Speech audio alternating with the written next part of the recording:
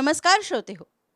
मी अमृता संभूस माझ्या अमृत संवाद या यूट्यूब चॅनलमध्ये तुम्हा सर्वांचे मनापासून स्वागत करते.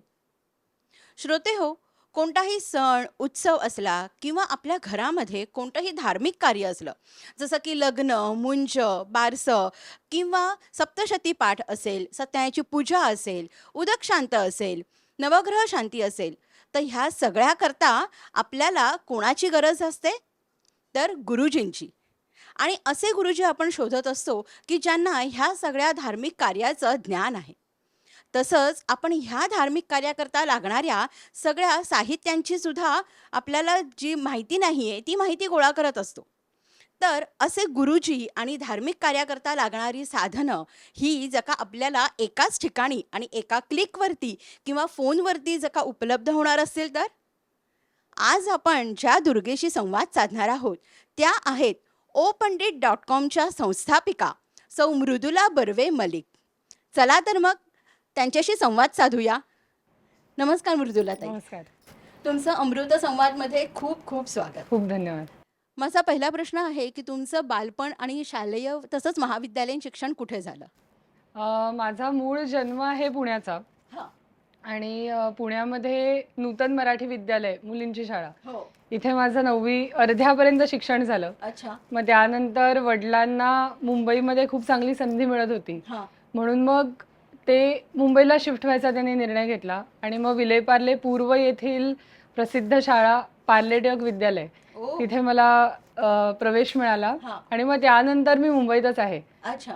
मग त्यानंतर 9वी 10वी 11वी 12वी करून मी इंजिनिअरिंगला प्रवेश घेतला. हां. कॉम्प्युटर इंजिनिअरिंग केल्यानंतर शिक्षण तिथे संपलं. म्हणजे ओके. मी इंजिनियर आहे बाय अच्छा. एज्युकेशन. ओके. पण मग OPandit.com ही जी संस्था आहे ती संस्था आपण चालू करावी असा विचार मनात कधी आला आणि OPandit.com हे नाव कसं काय सुचलं? बरोबर. छान आहे प्रश्न.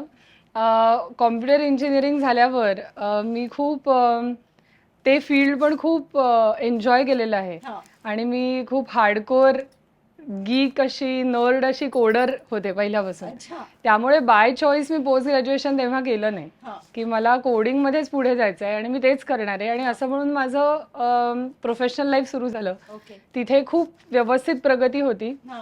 आणि खूप कमी वयामध्ये data warehousing, I am a SAS professional, त्यामुळे data warehousing, fraud products असं खूप आम्ही खूप छान काम केलं. सिनियर प्रोजेक्ट मॅनेजर होते आणि त्यानंतर थोडंसं लग्न वगैरे होऊन सेटल झाल्यानंतर जेव्हा मी पहिल्यांदा प्रेग्नंट होते, गर्भवती होते, तेव्हा आपल्याकडे अठ्ठांगुळा नावाचा विधी करतात. हो.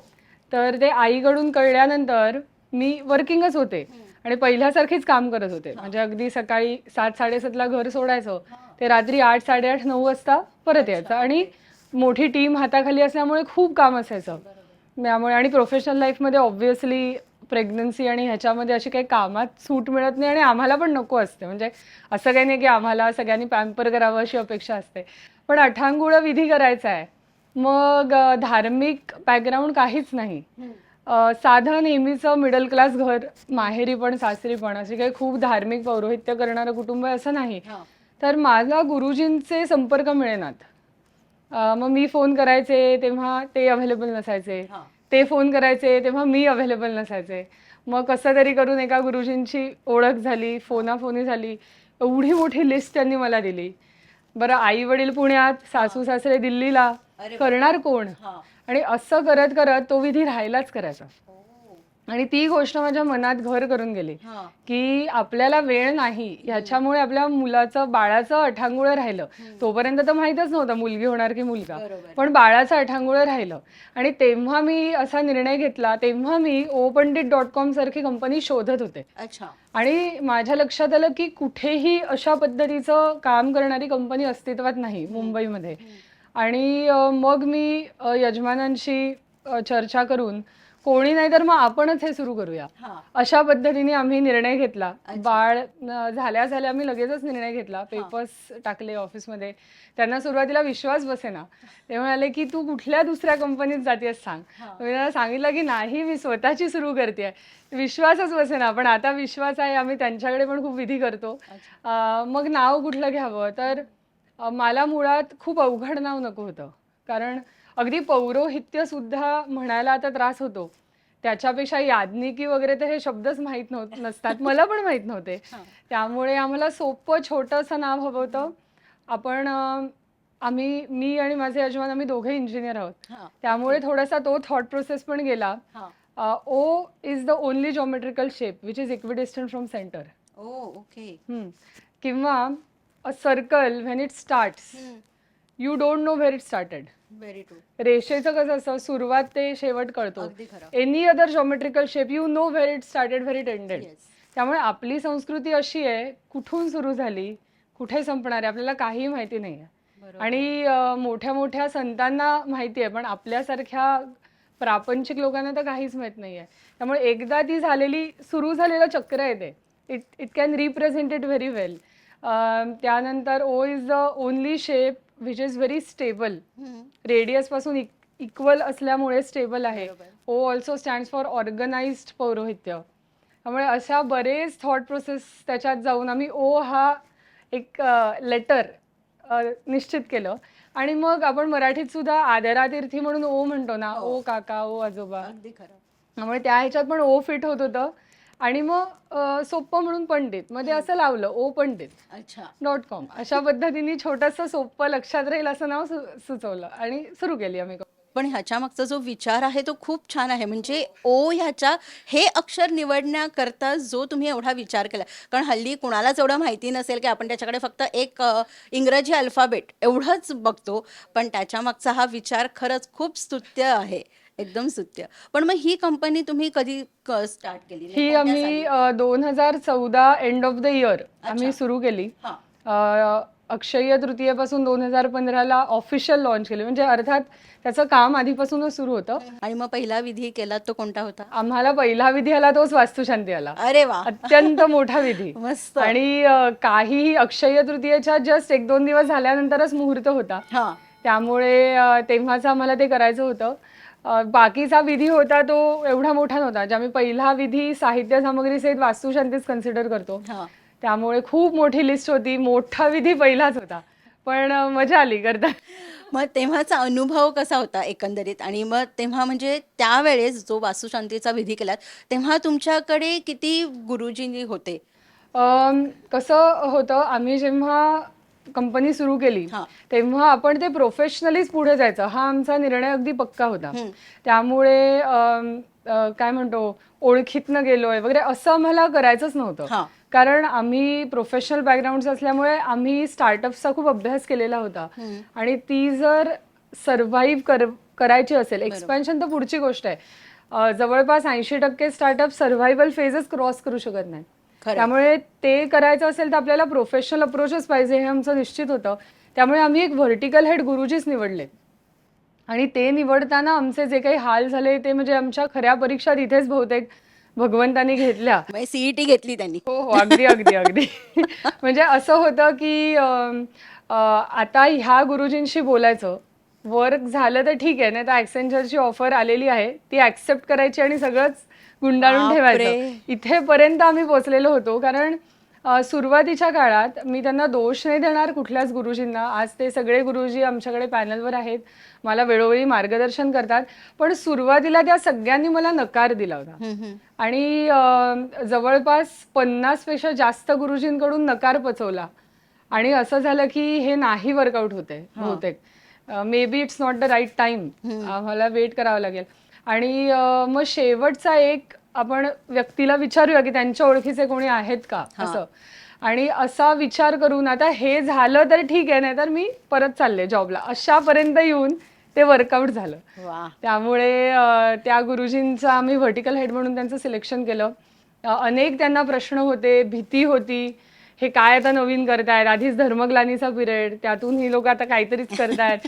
त्यांना त्यांच्या घरच्यांना कन्व्हिन्स करून की नाही आमचे ह्याच्या मागचे इंटेन्शन्स शुद्ध आहेत, हे सगळं करून झाली एकदाची सुरुवात झाली. opandit.com ह्या संस्थेद्वारे तुम्ही कोणती कोणती धार्मिक कार्य करता? आणि तसंच opandit.comच्या द्वारे तुम्ही शास्त्रोक्त जे आपले विधी आहेत किंवा त्याच्याकरता ज्या ऋचा लागतात किंवा जे आपल्याला उपनिषद वगैरे लागतात त्याचा अभ्यास पण शिकवला जातो का?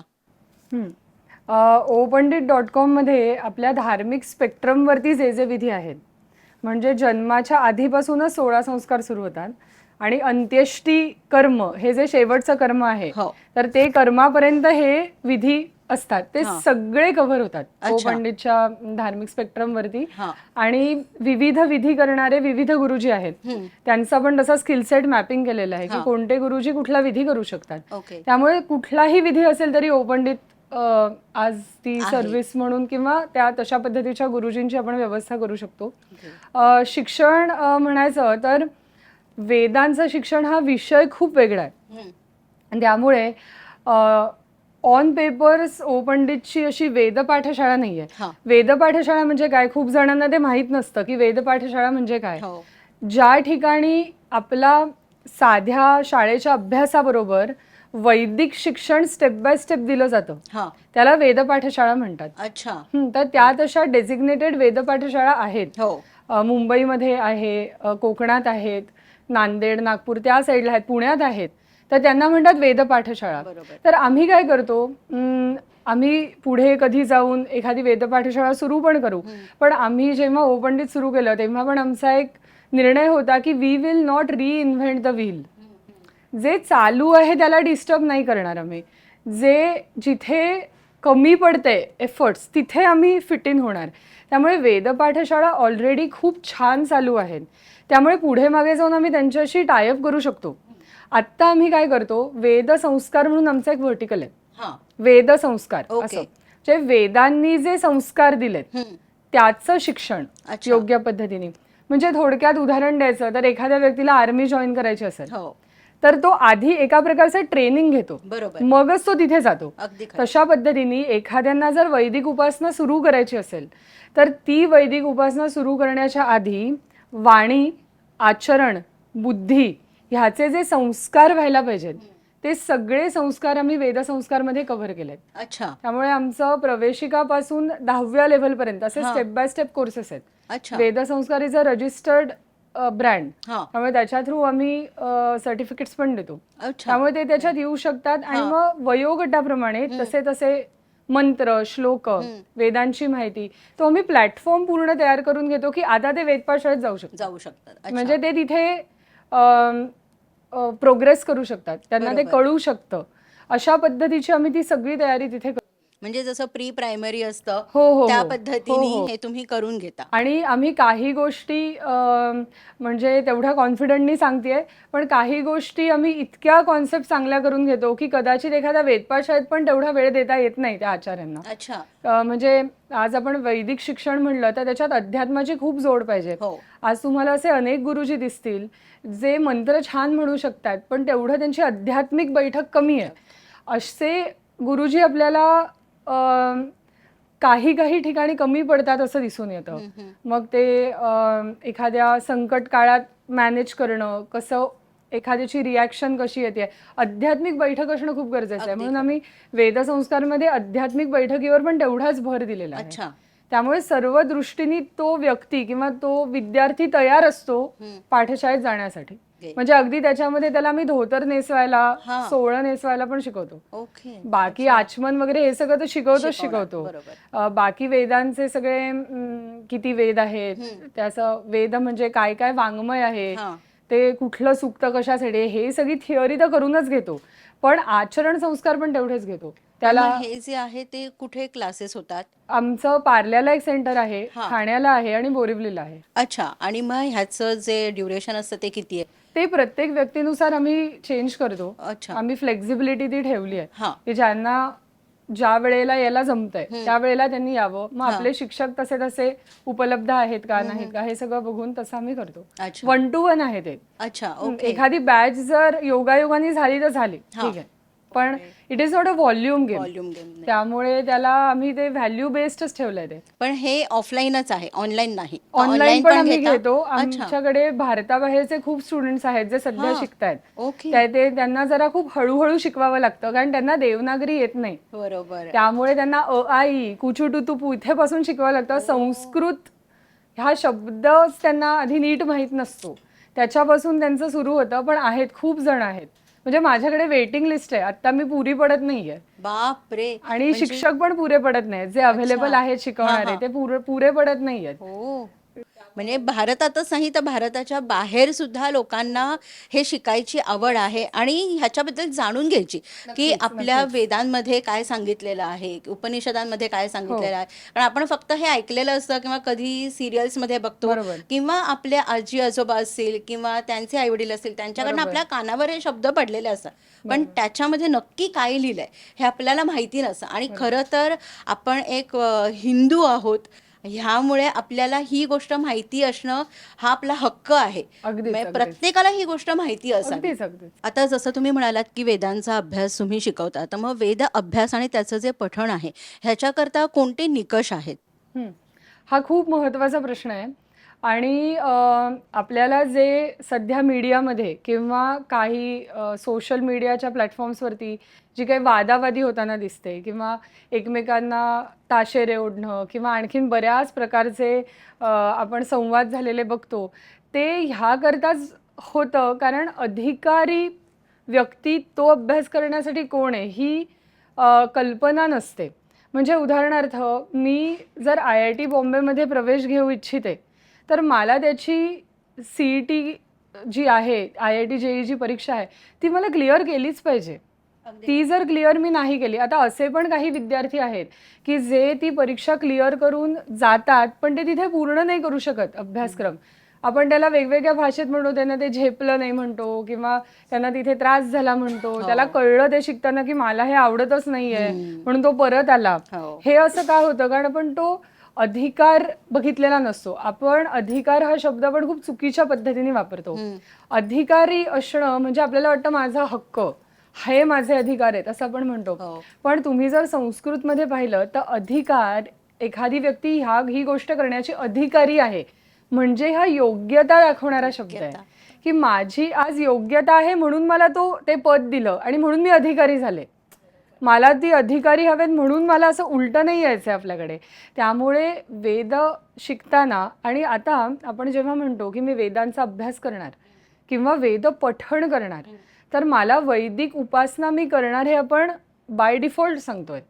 म्हणजे असं असू शकत नाही. कसं आहे, वेदांमध्ये निषिद्ध कर्म दिली आहेत, काम्य कर्म दिली आहेत, काय करायला पाहिजे, डूज अँड डोंट्स, विधी आणि बरोबर. निषेध दिलेले आहेत. हां. मग जर मला कांदा लसूण सोडणं जमणार नाहीये, तर आपण वैदिक उपासना नाही करू. कारण त्याचा पुढे त्रास होऊ शकतो मग त्या व्यक्तीला. किंवा आज वैदिक उपासना 2 कारणासाठी असते. एक मी स्वतःसाठी करतेय बरोबर. आणि एक मी पौरोहित्य म्हणून, म्हणजे मी पुरोहित म्हणजे दुसऱ्या व्यक्तीचं हित करण्यासाठी पुढे होऊन करतोय. दोघांच्या मध्ये आहे मी, देवता आणि यजमान यांच्या मध्ये आहे मी. दुवा आहे तो. हा, त्याच्यासाठी म्हणजे मी किती शुद्ध पाहिजे, तर मग ते फळ त्यांना मिळणार. बरोबर. त्यामुळे आज मी वैदिक उपासना करणार आहे पण मी नियम काही फॉलो करणार नाही, असं नाही चालणार. मग ते काय होईल ना, थोडी कमतरता व्हायला लागेल. म्हणून आपण त्याला वेगळ्या शब्दात म्हणायला लागलोय की खूप कर्मठ आहे तो. कर्मठ हा शब्द चांगला आहे ऍक्च्युली, कर्मठ असलंच पाहिजे. आपण बाकी ठिकाणी नाहीये का, आपण एखाद्या अगदी छोटंसं सांगते तुम्हाला, आपण वडापाव घ्यायला गेलो तरी आपण किती कर्मठ असतो. मी पहिल्यांदा आलो, आधी मला दे मग त्याला दे, त्याला कसा दिलास, मग तो सांगतो नाही सर ते आधीच सांगून गेले होते. आपण कर्मठ आहोत. आपल्याला काय झालंय, कर्मठ हा शब्द आपण फक्त धर्मापुरता सीमित करून टाकलाय. कर्मठ असणं म्हणजे माझे काही स्टँडर्ड्स आहेत आणि ते मी फॉलो करतो हे सांगणं.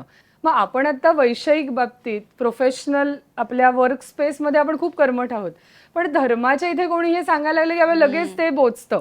बरोबर. त्यामुळे असं नसलं पाहिजे. तुम्ही ते करताय ना, मग तुम्ही 100% ते करा. मग वैदिक उपासना मी करणार आहे म्हणजे मी वेदांचा अभ्यास करणार आणि पठण करणार आहे. त्यात पठण करणाऱ्या व्यक्तीला आता 100% रूल्स फॉलो करावे लागणार. त्यामुळे एखादी व्यक्ती जेव्हा एखाद्या गुरुजींना म्हणते की मला स्नान संध्याचे मंत्र शिकवा, मी लहानपणी काय शिकलो नाही, मी विसरलोय, तर त्यांनी गुरुजींना विचारू नये म्हणजे आता मला हे सोडावं लागेल का, पण मी तर घरी नॉनव्हेज खातो. नाही, विचारू नये. मग तू स्नान संध्या नको शिकूस, नोबडी हॅज फोर्स्ड यू. आपल्याकडे ब्लास्फेमी हा प्रकार नाहीये. तुम्ही हे नाही केलं तर तुम्हाला आम्ही फासावर चढवू, we will stone you to death, हे आपल्याकडे नाहीये. कोणी तुझ्या मागे आतापर्यंत येत नाही म्हणायला की तुझीच इच्छा आहे करायची. मग इच्छा आहे ना, त्या कॉलेजमध्ये प्रवेश घ्यायचा आहे ना, मग त्यांचे रूल्स फॉलो केले पाहिजेत. त्यामुळे पठण करणाऱ्या व्यक्तींनी तर आधीच अलर्ट व्हावं. आणि आपल्याकडे फक्त वेदांचा मार्ग हा एकमेव मार्ग नाहीच आहे, भक्ती मार्ग आहे, कर्म मार्ग आहे. कर्म मार्ग हा खूप मोठा मार्ग आहे. त्यामुळे वैदिक उपासना जर मी करू इच्छिते तर मला काही रूल्स फॉलो करावे लागतील. बरोबर. आता आपण अभ्यासाकडे येऊया. हां. आता आपल्याकडे अनेक कोर्सेस आहेत संस्कृतमध्ये, ज्याच्यात तुम्ही वेदांमध्ये MA केलंय वगैरे, अशा पद्धतीचं तुम्ही बघाल. तर अभ्यास करताना खूप वैदिक उपासनेचे नियम फॉलो करण्याची आवश्यकता मे बी नाहीये, पण आज आपण वेदांना पुस्तकात छापून त्यांना अंडरमाइन केलंय. आज मला गजानन बुक डेपोचा ऋग्वेद भाषांतरित मिळतो, म्हणजे आपल्याला वाटतं I can keep it beside a novel which is a totally different kind of a genre, right? असं नाहीये. वेदांचं एखादं पुस्तक जर तुम्ही आणलं तर ते देवघरात ठेवायचे, ते तसं कुठेही फिरता कामा नये. बरोबर. देवघरात असणारा ग्रंथ आहे तो. त्यामुळे अभ्यास जेव्हा मी करते ना, तेव्हा मी त्या वेदपुरुषाला समर्पित पाहिजे, तरच मला ते क्लिक होईल. नाहीतर मग अनेक MA करणारे, वेदांमध्ये MA करणारी आहेत जण, ते म्हणतात अरे Veda is nothing, give and take, you ask God this, हे द्या आम्ही ते देतो. It's a barter system, that's it. याचा अर्थ काहीही वेद कळला नाही तुम्हाला. वेद, इनफॅक्ट कोणीही आज पृथ्वीवरचा माणूस म्हणू शकत नाही की मला वेद कळला. एकही व्यक्ती म्हणू शकत नाही. त्यामुळे आज अभ्यास असो किंवा पठण तर म्हणजे आहेच आहे, पण अगदी अभ्यास जरी मला करायचा असेल तरी त्यांनी आपल्या घरापासून सुरुवात करावी. तुम्हाला किंवा श्रोत्यांना पण माहीत असेल नसेल, पण प्रत्येक फॅमिलीचा एक वेद असतो. अच्छा. So first step is to find out की वेद कुठला आहे तुमच्या फॅमिलीचा. कोण ऋग्वेदी आहेत, कोण यजुर्वेदी आहेत. मी तुम्हाला एक गंमत म्हणून सांगते. मी एकांच्या घरी गेले आणि असंच आमचं बोलणं झालं. ते म्हणाले नाही मृदुला, मला नाही माहिती आमचा वेद कोणता आहे. म्हटलं अच्छा. आता कसं होतं, आजकाल पटकन जात विचारता येत नाही. मला पण जरा संकोच होतो विचार, म्हणून मी हळूहळू विचारलं. आता कर आडनावाचं तर काहीच कळत नाही, कुठले कर आहेत, कुठली, खूप खूप असं बीटिंग अराउंड द बुश करत करत यावं लागतं. शेवटी मी काहीच जमेना म्हणून शेवटी विचारलं, आजी तुमची जात कुठली आहे मला सांगा. अगं आम्ही देशस्थ ऋग्वेदी ब्राह्मण. म्हटलं अहो म्हणजे तुमचा ऋग्वेद? अरे हो, मला लक्षातच नाही आलं आतापर्यंत. ही आपली सध्या परिस्थिती आहे. म्हटलं म्हणूनच तुम्ही स्वतःला देशस्थ ऋग्वेदी म्हणताय ना. हो हो म्हणाला, बरोबर आहे बरोबर आहे. मग आधी आपण आपलं गोत्र, कुलदेव कुलदेवी आणि आपला वेद कुठला आहे तो आधी आपण शोधावा, आसपास विचारावं. आता थँकफुली आपल्याकडे फेसबुकवरती, व्हॉट्सअपवरती सगळ्या कुळाची लोक एकत्र आलेले ग्रुप्स आहेत, तिथे विचारावा आणि आधी जाऊन तो वेद घेऊन यावा, त्याला नमस्कार करावा, त्याची पूजा करावी. परत ते कधी उघडून नाही बघितलं तरी चालेल, पण ते आपल्या देवघरात असू दे. त्या वेदपुरुषाची आपल्यावर कृपा व्हायला लागते, लगेच कृपा व्हायला लागते की बाबा यांचं काहीतरी आपण भलं करूया. कारण देवता ही जी पूर्ण डेइटीज आहेत ना, त्या अतिशय दयाळू आहेत सगळ्या, त्यामुळे त्यांची लगेच कृपा व्हायला लागते. म्हणून ही फर्स्ट स्टेप करावी. आणि मग काय तो अभ्यास, म्हणजे असं नाही म्हणायचं अरे आमच्या करिक्युलम मध्ये नाही यजुर्वेद, मी कशाला आणू, 121 रुपये, बाप रे कशाला आणू, असं नाही म्हणायचं. आपण अभ्यास करणार आहोत ना. मग वेदांमध्ये उपनिषद पण आली, उपनिषद वेदांचाच पार्ट आहे. किंवा वेदांग सुद्धा अगदी असू देत, स्मृती श्रुती पुराण कुठलंही असू देत, त्याला वेदपुरुषाचे आशीर्वाद पाहिजेत. म्हणून ते आपण आणून ठेवावं, त्याला नमस्कार करावा आणि मग आपला अभ्यास सुरू करावा. अच्छा. पण रूल्स फॉलो करावे, तुम्हाला क्लिक फास्ट होईल. अच्छा. पण आता जसं तुम्ही म्हणालात की जे आता ऋग्वेद आहे किंवा यजुर्वेद आहे, तो ग्रंथ आणून तुम्ही देवघरात ठेवा, त्याची पूजा करा. पण आता कधी कधी असं होतं की ज्या घरामध्ये जॉब करणारे आहेत आणि वारंवार त्यांना फिरतीचा जॉब आहे आणि रोज त्या ग्रंथाची पूजा करणं शक्य नाहीये, तर मग असं चालतं का? नाही, रोज नकोच, येऊन फक्त ठेवा. अच्छा. ओके, रोज त्याची पूजा नाही केली तरी चालतं. आपण कितीतरी पोथी असतात की नाही आपल्या ह्याच्यात, असावी त्यामुळे तसा ठेवून द्यावा तो की आपल्याकडे. कारण अजून मी खूप छान छान गोष्टी शिकले इथे येऊन की प्रत्येक वेदांना देवतांचे चेहरे आहेत, वेदांचे सुद्धा चेहरे आहेत. त्यामुळे ते मुद्दाम जाऊन बघावेत. त्या सज्जनगडावरती आम्ही जातो तर तिथे तर समर्थांच्या मूर्तीच्या बाजूला त्या मूर्तीच करून ठेवल्यात, वेदांचे चेहरे आहेत. खूप कमी जणांना ह्या गोष्टी माहिती आहेत. आपण मुद्दाम बघावं की जाऊन.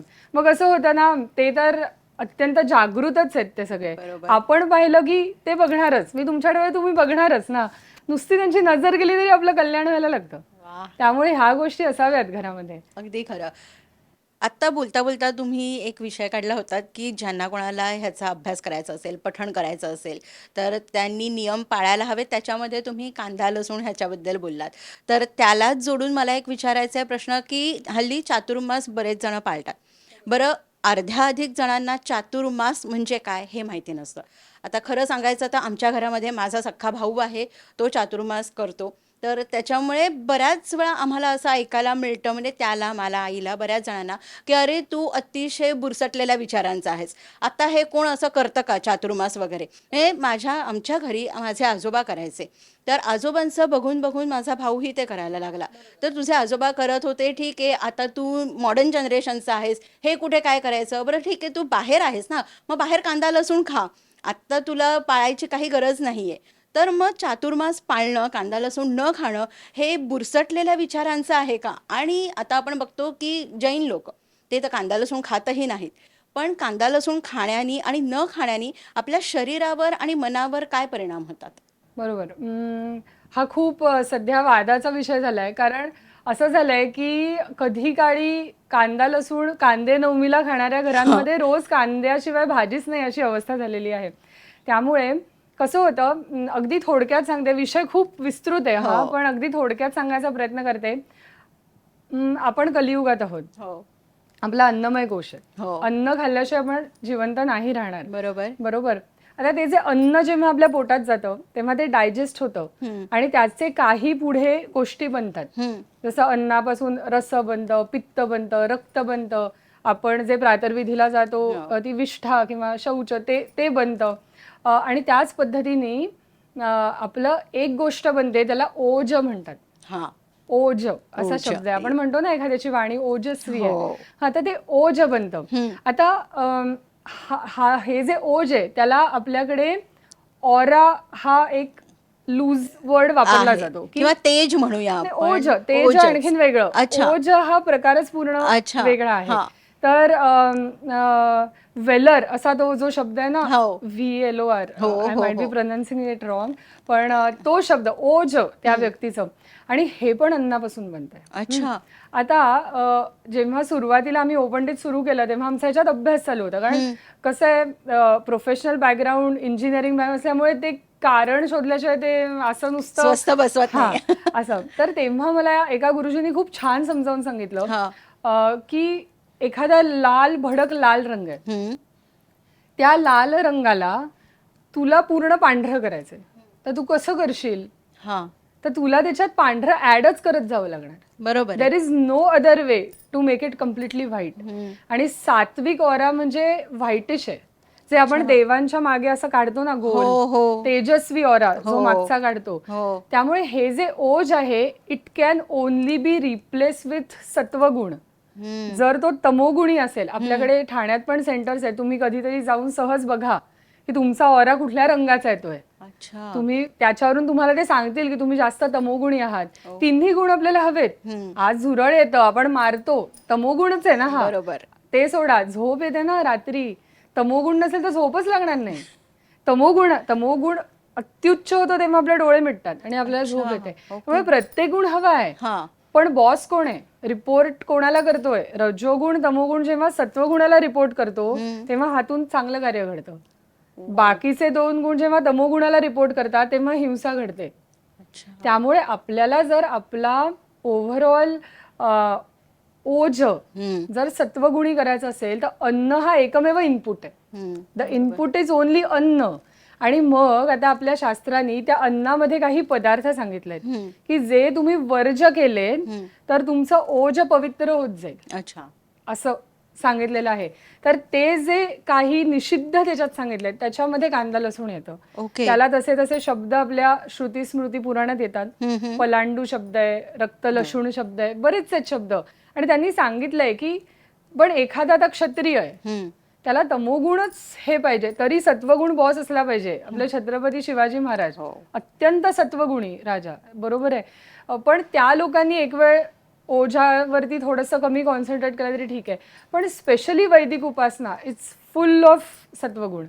त्यामुळे कांदा आणि लसूण ह्या गोष्टी आपल्याकडे वर्ज सांगितल्या आहेत. आपल्याकडे कुठलाही धार्मिक विधी असेल तर देवग्रह मग झालं की कांदा लसूण घरात केलंच नाही गेलं पाहिजे. अच्छा. पूर्वीच्या काळी ह्याच्यावरती आणखीन एक अगदी 2 मिनिटं घेऊन सांगते की आपल्याकडे एक पद्धत होती की देवाला नैवेद्य दाखवल्याशिवाय जेवायचं नाही. मग जर ऍटलिस्ट सकाळी आणि संध्याकाळी दूध वात आणि सकाळी जेवण अशी आपल्याकडे पद्धत होती. मग जर देवाला नैवेद्य दाखवायचा आहे तर कांदा लसूण कसं घालणार त्याच्यात? नाही. याचा अर्थ आपल्या घरामध्ये ऍटलिस्ट कमीत कमी सकाळच्या जेवणात कांदा लसूण कधीही नव्हतं, जे बरोबर आहे. आपण आता आणलेलं आहे. त्यामुळे आणि काही गोष्टी अशा असतात ना, त्या अनुभवातूनच कळतात. त्यामुळे मी सगळ्यांना आवाहन करीन की तुम्ही जैनांना विसरा, तुम्ही इस्कॉनवाल्यांना पण विसरा. आपला धर्म काय सांगतो बघा, आपला धर्म सांगतो कांदा लसूण सेवन कमी करा, कमी करा, आणि ते तुम्ही फॉलो करा. तुम्ही अनुभव घेऊन बघा, जे काही पर्सनल अनुभव आहेत. आम्ही मागचे 8-9 वर्ष कांदा लसूण खात नाहीये. अच्छा. आमच्या मुलांनी कधी कांदा लसूण टेस्टच केलेलं नाहीये. ओ. त्यामुळे आमचं काही अडलं नाही. आम्ही पूर्ण भारत फिरतो, आम्हाला काही कुठेही अडत नाही. आमचं आत्तापर्यंत तरी अडलेलं नाहीये. एक आमचे अनुभव म्हणून सांगते, घाम येणं कमी झालं. अच्छा. नंतर घामाला जो एक प्रकारचा दुर्गंध येतो तो कमी झाला. आमच्याकडची डिओ संपली. We don't need deos anymore. आम्ही थोडेफार परफ्यूम कधी कधी अत्तर लावतो, पण ते फुसफुस डिओ नाही, आम्हाला गरजच नाही पडत. थोडंसं बिभत्स आहे, पण मी तुमची परवानगी घेऊन म्हणते की आम्हाला आमच्या टॉयलेटमध्ये एक्झॉस्ट लागत नाही. संपूर्ण त्याचा दुर्गंधच संपून जातो, कुठेही तो दुर्गंध येत नाही. त्यामुळे ह्या गोष्टी अनुभवाच्या आहेत, आणि तो अनुभव घेऊनच बघावं की काय होतं. वारकरी संप्रदाय पूर्ण विदाऊट कांदा लसूण राहतो. त्यामुळे आपल्याला तर अगदीच शक्य आहे. ते तर शेतात काम करणारी माणसं आहेत, म्हणजे ते कांदा आणि भाकरीच खरं त्यांचं आहे, तरी ते कांदा लसूण विरहित राहतात. त्यामुळे हे करतात का? मग त्या महाराजांच्या नैवेद्यातच असतं. अरे प्रसाद म्हणून एक दिवस खाणं आणि रोज फोडणीत घालून खाणं, ह्याच्यात जमीन आसमानाचा फरक आहे. अजून 2 गोष्टी ह्याच्यात मी ऍड करते. एका आयुर्वेदिक डॉक्टरांना मी हा प्रश्न विचारला की तुम्ही आयुर्वेदामध्ये लसूण खा सांगता, ते कसं हो मग असं? जर वैदिक संस्कृती, कारण आयुर्वेद हा वेदाचा उपवेद आहे, मग असं कसं? मग तेव्हा त्यांनी मला खूप छान उत्तर दिलं. ते म्हणाले, मृदुला, कुठलाही चांगला आयुर्वेदिक डॉक्टर अशी लसूण खा सांगत नाही. लसूणेवर प्रक्रिया केली जाते, संस्कार केले जातात, आणि त्या लसूणीला खायचंय. म्हणजे ती लसूण 2 प्रकारे खातात. रात्रभर ताकात भिजवून ठेवतात. अच्छा. मग त्याचा सगळा वास निघून जातो आणि मग सकाळी ती खायची. म्हणजे ते काहीच नसतं, म्हणजे कळणारच नाही की लसूण आहे. बरोबर. किंवा भात शिजवायचा आणि त्या वाटीमध्ये लसूण खोचून ठेवायची आणि मग ती लसूण खायची आहे. अशा विविध प्रकारे प्रक्रिया करूनच लसूण खायची आहे. आपण जसे वडापाव मध्ये लसूणी घालतो तसं नाही आपल्याकडे खायचंय. आयुर्वेदातही नाही खायचंय. Now let's come to media articles. आपल्या सगळ्यांना माहितीये मीडियामध्ये सध्या काय चालू आहे, संस्कृतीचं खच्चीकरण चालू आहे. त्यामुळे मी तर इनफॅक्ट माझ्या पर्सनल ह्याच्यासाठी आर्टिकल्स कलेक्ट करते की कसं त्यांनी रोजच्या ह्याच्यात, तुम्ही बघा, सहज बघा, सगळ्या श्रोत्यांना पण मी सांगेन तुम्ही पण बघा, आजकाल प्रत्येक ठिकाणी तुळशीचं रोप वाढत नाही, कांदा लसूण त्याच्यात पेरा. काय डाग साफ होत नाही, तिथे लसूण लावा. प्रत्येक ठिकाणी ते कांदा लसूण वापरा सांगतायत. They want to decrease the sattvikta of the society and they are very well versed with the benefits of our culture, आणि ते बरोबर त्याला तोडायचा प्रयत्न करतात आणि आपण त्याच्या आहारी जातोय. आणखी आता एक शेवटची गोष्ट सांगते, परत थोडीशी बिभत्सच आहे, पण सांगितली तर सगळ्यांचं कल्याण होईल असं मला वाटतं, की लसूण कशी बनली. हे श्रीमद भागवतामध्ये तुम्ही वाचून बघा.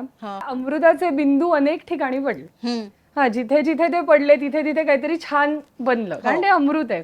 तर तसं जेव्हा विष्ठेवरती अमृताचा थेंब पडला तेव्हा त्याची लसूण झाली.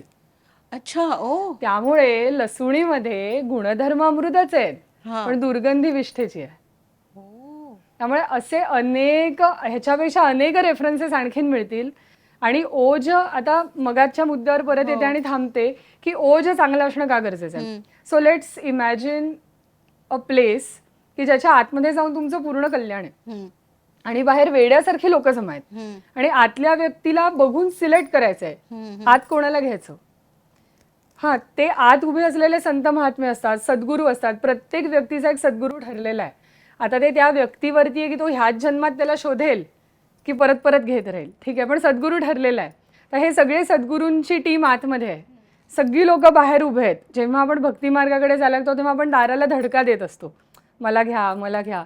मग ते सिलेक्ट कोणाला करतात? ज्याचा ओज तेजस्वी आहे, तू आत ये. मग आपला ओज तेजस्वी नसेल यू हॅव टू वेट. ते दयाळू आहेत, ते आपल्यासारखं वाईट नाही बोलत. ते म्हणतात ठीक आहे, यू वेट, ठीक आहे, ह्याची जरा बुद्धी मिळण्याची व्यवस्था करा रे, खालच्याला जरा, त्याला जरा न्या, जरा तिकडे न्या, म्हणजे त्याचं योग्य होईल सगळं. म्हणजे तुम्हाला जर त्या दारातून आत प्रवेश हवा असेल ना, नियम फॉलो करावेच लागणार. त्यामुळे असं ते सगळं कांदा लसूणीच आहे. चातुर्मास मराठी शब्द आहे, संस्कृत शब्द चतुर्मास आहे. चतुर्मास आहे. तर तो अगदी करावा, नक्की करावा. त्याच्यात हेल्थ बेनिफिट्स तर आहेतच. आणि देवाला पण तेच आवडतं सगळ्या नक्कीच. दृष्टीनेच. आणि तुमचा मनावरती ताबाही राहतो, संयम राहतो, ते एक आहे. सत्वगुणाचा प्रभाव होतो म्हणून होतोच. राहतो, असं होतं ते. आणि जसं आता तुम्ही ओज ह्याच्याबद्दल बोललात, तर तुमचा तो ओज सुद्धा चांगला राहतो आणि समतोलता पण त्याच्यामध्ये राहते. अगदी अगदी अगदी. आणि तुम्हाला लगेच राग येत नाही, तुम्ही सारासार विचार करता हो. आणि मग समोरच्याला काय प्रतिक्रिया द्यायची, म्हणजे लगेच नक्कीच. आरेला कारे तुम्ही नाही नक्कीच, करत. नक्कीच. कारण हे फरक जसं तुम्ही म्हणालात तसं आम्हाला सुद्धा ते जाणवतात. कारण गेली बरीच वर्ष माझा भाऊ चातुर्मास करतोय, त्यामुळे हे होणारे बदल हे लगेच कळतात तुम्हाला. तर श्रोते हो, नक्की लक्षात ठेवा की जो कोणी चातुर्मास करत असेल तर त्याला असं विचार न करता बुरसटलेल्या विचारांचं वगैरे म्हणू नका. म्हणजे त्याची भावना दुखावली जाईल असं मी म्हणत नाही आहे, पण आत्ता त्याच्या मागचा एक तुम्हाला विचार कळला आहे, त्याची पद्धत काय आहे, लसूण कसा तयार झाला. आणि एक तर मला वाटतं ना की आपणच आपल्या संस्कृतीबद्दल किंवा आपलं जे धर्मशास्त्र आहे त्याच्याबद्दल आपल्यालाच माहिती कमी आहे. हो. त्यामुळे असे गैरसमज, आणि व्हॉट्सअप युनिव्हर्सिटी तर आहेच, त्यामुळे असे भरपूर अफवांचे मेसेजेस त्याच्यावरती येतातच की अरे नाही, हे असं असं धर्मशास्त्रात सांगितलंय. पण खरं धर्मशास्त्र माहिती असलेले लोकच कमी आहेत. आणि आता तर असं आहे की बऱ्याच जणांना म्हणजे इच्छाच नाही की हां ठीक आहे, हे असं असं आहे ना, पण त्यांनी माझं काय भलं होणार आहे, माझं काही भलं होणार असेल तरच मी ते करीन, जर का नसेल होणार तर मी का वाचू ते धर्मशास्त्र. पण एक मी असं तुम्हाला आहे. एक आशादायी हे सांगते की आता हां. 10 वर्ष आम्ही आहोत याच्यामध्ये. आम्ही कांदा लसूण सोडून खूप वर्ष झाली. हां. कधी बाहेर खावं लागतं, जावं लागतं. म्हणजे चतुर्मासात तर आम्ही खातच नाही, पण एरवी कधी आम्हाला खावं लागतं कुठे, तर मग आमचं म्हणजे जैन असण्याची कृपा की जैन फूड म्हणलं की समोरच्याला कळतं. पण आता मुंबईमध्ये आणि पुण्यामध्ये एक नवीन शब्द लॉन्च झालाय, हाफ जैन. हाफ जैन. हो. हा, त्यामुळे हा शब्द तुम्ही वापरा, म्हणजे भटांचं गाणं किंवा हो. कांदा लसूण विरहित. विरहित. कारण जैन फूड म्हणलं की बऱ्याच गोष्टी वगळल्या हो, जातात. बटाटा नाही, हा, रताळा हा, नाही. भरपूर होतात. हो. तसं नाही, त्यांना सांगायचं हाफ हाफ जैन वाले जैन. आहोत आम्ही. पण त्यांना आज ही टर्म काढावी लागली, म्हणजे धर्मशास्त्र फॉलो करणाऱ्यांची संख्या वाढलेली आहे. 100% वाढली. हे आपल्यासाठी एक आशादायी चित्र खरंच आहे. खरंच नक्कीच. जेव्हा आपण नवीन घरामध्ये प्रवेश करतो, तर नवीन घरामध्ये प्रवेश करायच्या आधी आपण वास्तू शांत करतो किंवा उदक शांत करतो, आणि त्याच्यानंतरच आपण नवीन वास्तूमध्ये प्रवेश करतो, राहायला जातो. तर हे करणं का महत्वाचं असतं, आणि त्यालाच जोडून की जर का कोणी वास्तुशांती आणि उदक शांती केली नाही तर त्याचे काही वाईट परिणाम होतात का, म्हणजे त्या घरावर किंवा त्या घरातल्या व्यक्तींवरती. बरोबर. कसं आहे, हा जो आपला सगळा विषय आहे की आपण जे आत्ता रोजच्या जीवनामध्ये कर्मकांड करतोय, आता जशी वास्तुशांती आहे ही एक नैमित्तिक पद्धतीचं कर्मकांड आहे. आपण रोज वास्तुशांती नाही करत. एक काही गुह्यसूत्रांनुसार दर 12 वर्षांनी एकदा वास्तुशांती करावी. अच्छा. एक वास्तुशांत व्यवस्थित केली की त्याचा परिणाम 12 वर्ष राहतो, एक तप राहतो. ओके, हां. आणि त्यानंतर पुनर्वास्तुशांती, हां. म्हणजे तो वास्तुपुरुष देवता तथास्तु तथास्तु, तथास्तु म्हणून हो. दमतो, एनर्जी डिप्लीट होते, अच्छा. ते पुन्हा करायची अशी पद्धत आहे. तर आता हे का करायचं, आता ह्याच्यामध्ये पुराणातल्या गोष्टी वगैरे येतात की तो शंकरांचा पुत्र होता आणि त्याची भूक भागेना, आणि म्हणून विष्णूंनी शेवटी येऊन त्याच्याशी युद्ध करून किंवा हे करून त्याला हरवलं, आणि मग तो ईशान्य दिशेकडे वडिलांकडे पळत गेला आणि त्याला असं पाठीवरती म्हणजे पोटावरती हे करून पालथं टाकून त्याला दाबलं तिथे, अशा हो. पद्धती. म्हणून त्याची ती स्थापना निक्षेप पण असाच करायचा हो. असतो. तर तेव्हा त्याला बरं काय दिलाय की ज्या व्यक्ती तुझी पूजा किंवा घरात स्थापना न करता त्या घरात राहतील त्यांचं पुण्य तू खा. अच्छा. हा, आणि ज्या व्यक्ती तुझी प्रॉपरली स्थापना करतील, हा. तुझं पूजन करतील, त्यांच्या घरात बनलेलं जे अन्न आहे त्याच्या वायू रूपाने ते भक्षण करून तू तृप्त होशील, असं सांगितलेलं आहे. त्यामुळे आपण एखाद्या मोठ्या वास्तूमध्ये जातो तेव्हा जसे आपण आहोत, हे आपलं स्थूल देह आहे. हो. हे स्थूल देह त्या क्षणी पडणारे, ज्या क्षणी चैतन्य निघून जाईल. बरोबर. म्हणजे आपण उभे आहोत ते त्या चैतन्याच्या मदतीने उभे आहोत. हो. So we owe that deity something. आता ते चैतन्य म्हणजे हे जग चालवण्याची एक व्यवस्था आहे. त्या व्यवस्थेत अनेक देवता येतात. बरोबर. जे आपण 33 प्रकारचे देव म्हणतो, हो. अनेक देवता येतात. हो. किंवा याला दुसऱ्या भाषेत सांगायचं तर आपल्यावरती जी ऋणं असतात त्याच्यामध्ये एक आपल्याला देव ऋण फेडायचं असतं, एक ऋषी ऋण फेडायचं असतं आणि एक पितृ ऋण फेडायचं असतं. तर हे एक देवतांचं ऋण फेडल्यासारखं आहे. मग आपण बँकेतून लोन घेतलंय आणि आपण परत देत नाहीये, मग आपली काय अवस्था होईल. तरी देव खूप दयाळू आहे, तो आपली अवस्था अशी करत नाही. ठीक आहे, पण तरी सुद्धा कुठेतरी पुण्य मग कमी होत जातं. ही पहिली गोष्ट की उत्तम वास्तुशांती करूनच घरात प्रवेश करावा. वास्तुशांतीमध्ये ते घर त्या व्यक्तीचं असणं आवश्यक आहे, ओनरशिप पाहिजे. त्यामुळे वास्तुशांती ही कुठल्याही चेंज ऑफ ओनरशिप मध्ये करायला सांगितलेली आहे. किंवा एखादं मोठं रिनोव्हेशन घरी केलं, खूप तोडफोड झाली तेव्हा केलं पाहिजे. दुसरा वास्तुशांतीचा एक मुख्य मुद्दा असा आहे की वास्तुशांतीमध्ये वास्तुशुद्धी होते. बरोबर. आपल्याकडे अगदी आपण कणाद मुनींचा सिद्धांत बघितला किंवा काही बघितलं तरी जसं पॉझिटिव्हिटी आहे तशी निगेटिव्हिटी आहे, म्हणून ते राहिलंय. बरोबर. त्यामुळे निगेटिव्हिटी आहेच आहे, पृथ्वीवरती निगेटिव्हिटी असते. आणि ज्या घरांमध्ये प्रसन्नता निर्माण केली जात नाही त्या घरांमध्ये ती निगेटिव्हिटी येऊन राहते. अनेक लोकांचे अनुभव आहेत, आम्हाला ओपनटीत मध्ये अनुभव आहेत नक्की निगेटिव्हिटी घरात आहे, मालिन्य आलेलं असतं घराला. तुम्ही बघा, एखाद्या घरी जाल, अगदी साधं घर असतं पण इतकं प्रसन्न असतं, आणि एखाद्या ठिकाणी अगदी 50-50 लाखाचं इंटिरियर असतं पण घरात गेल्या गेल्या श्वास कोंडल्यासारखं वाटायला लागतं. तिथून कधी बाहेर निघू असं आपल्याला वाटतं. किंवा कोणीतरी आपल्याला धक्का देऊन काढतंय की काय, रिपेल करताय, अशा पद्धतीचे अनुभव. निगेटिव्हिटी खूप साचलेली असते तिथे. ही निगेटिव्हिटी काढून टाकण्यासाठी वास्तुशांती केली जाते. त्याच्या संकल्पामध्येच ह्या सगळ्या गोष्टी येतात. जसं हे घर बांधलं नवीन, तेव्हा बांधताना आपण जमीन खणली, त्या पृथ्वी देवीला त्रास झाला त्याचा, म्हणून तिची ओटी भरली आहे, त्याच्यामध्ये ऋण फेडली आहेत सगळी. की आपण जे नॉर्मल व्यवहारात करू ते सगळं आपण त्या पूजेमध्ये केलेलं आहे. नंतर तिथे काही पक्षी राहत असतील, झाडं असतील, ती तुटली, घरटी तुटली, कीटक मेले, हिंसा झाली, त्याच्यात प्रायश्चित्त आहेत वेगळी वेगळी. त्याच्यामध्ये क्षेत्रपालादी देवतांची पूजा आहे. म्हणजे फक्त घरात आमचं संरक्षण कर नाही, घरातून बाहेर गेल्यावर पण आमचं संरक्षण कर. म्हणून त्या क्षेत्रपाल म्हणजे कोणाला त्यांनी वास्तुशांतीमध्ये म्हणजे राहून गेलाय असं नाहीये. प्रत्येक देवतेचा तिथे त्यांनी ऋण फेडलेलं आहे. अशी अत्यंत शुभ अशी ती पूर्ण वास्तुशांती आहे. आणि खरं तुम्हाला गंमत अशी सांगायची तर खूप लोकांचे मला फोन येतात की असं असं मी नवीन घरातल्या, मला छोटासा विधी करायचा आहे, छोटासा विधी करायचा असं मला सांगितलं जातं. ठीक आहे, काही वेळेला अनेक त्यांच्या मागे कारणं असतात, काही कारणं प्रामाणिक असतात, जेन्युइन पण असतात.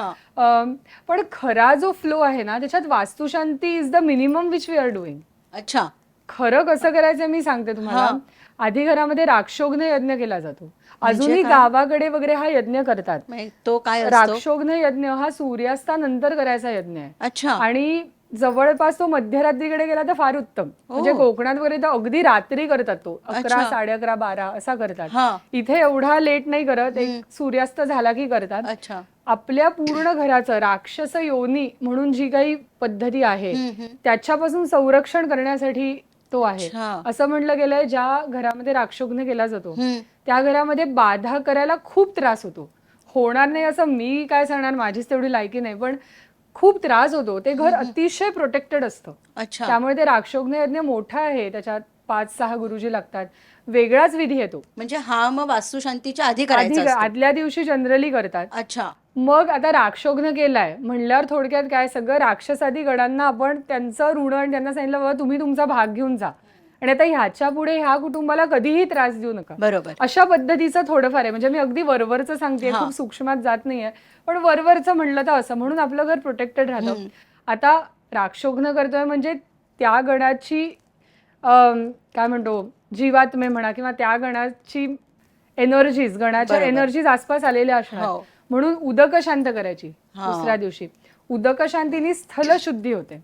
बरोबर आहे. जसं आपल्याकडे काय म्हणतो नरेंद्र मोदी येणार असेल तर सगळं सफाई होते की नाही, तसं आपल्याकडे आता वास्तुपुरुष येणार आहे. त्यामुळे ती स्थलशुद्धी केली आहे सगळी, उदक शांती करून स्थलशुद्धी केली आणि मग वास्तुशांती केली. आणि खरी वास्तुशांती आता आपण फ्लॅटमध्येच करतो, म्हणजे अगदी ओपनडीत मध्ये पण असंच होतं. पण खरं कसं आहे, का गृहप्रवेश त्यातला महत्वाचा आहे. ज्यांचं घर आहे, अंगण आहे, सगळा विधी बाहेर होतो, आतमध्ये सगळं प्रोक्षण होतं, वास्तू शुद्ध होते वास्तू शुद्ध. आणि मग गृहप्रवेश औक्षण करून अच्छा. आत घेतात ना, हो हो मग सुवासिनी कुमारिका हो. प्रदक्षिणा करतात वगैरे वगैरे, हो. भरपूर मोठं मोठं असतं. बरोबर. त्यामुळे तो गृहप्रवेश खरं नंतर आहे, अच्छा. बाहेर आहे तो विधी, घराच्या बाहेर विधी करून आत यायचं. आत यायचं. त्यामुळे आमच्याकडे अजूनही असे क्लायंट्स आहेत जे सोसायटीकडून परमिशन घेऊन खाली करतात अच्छा. आणि गृहप्रवेश करतात. हो. खरं म्हणजे राक्षोग्न उदक शांती वास्तुशांत हा फ्लो हा आहे. अनुक्रम आहे. त्यामुळे आपण आता त्यातलं मिनिमम करतोय आणि आता त्याच्यापेक्षाही मिनिमम करायचं म्हणजे ठीक मग आहे. म्हणजे आपल्याला मिळणार देवाकडनं म्हणजे minimum करणारे चे आम्ही minimum पण होईल. करतो, हा. असं काही करत नाही असं नाही. एखादा गृहप्रवेश गणेश बरोबर. पूजन करतो, हा. पण शक्यतो वास्तुशांती तरी करावी असं अशी मताची मी आहे. आणि वास्तुशांत केल्यानंतर मग बरेच जण लग्न कार्य वगैरे घरात करतात, हो. कारण ती शुद्ध झालेली असते बरोबर. वास्तू.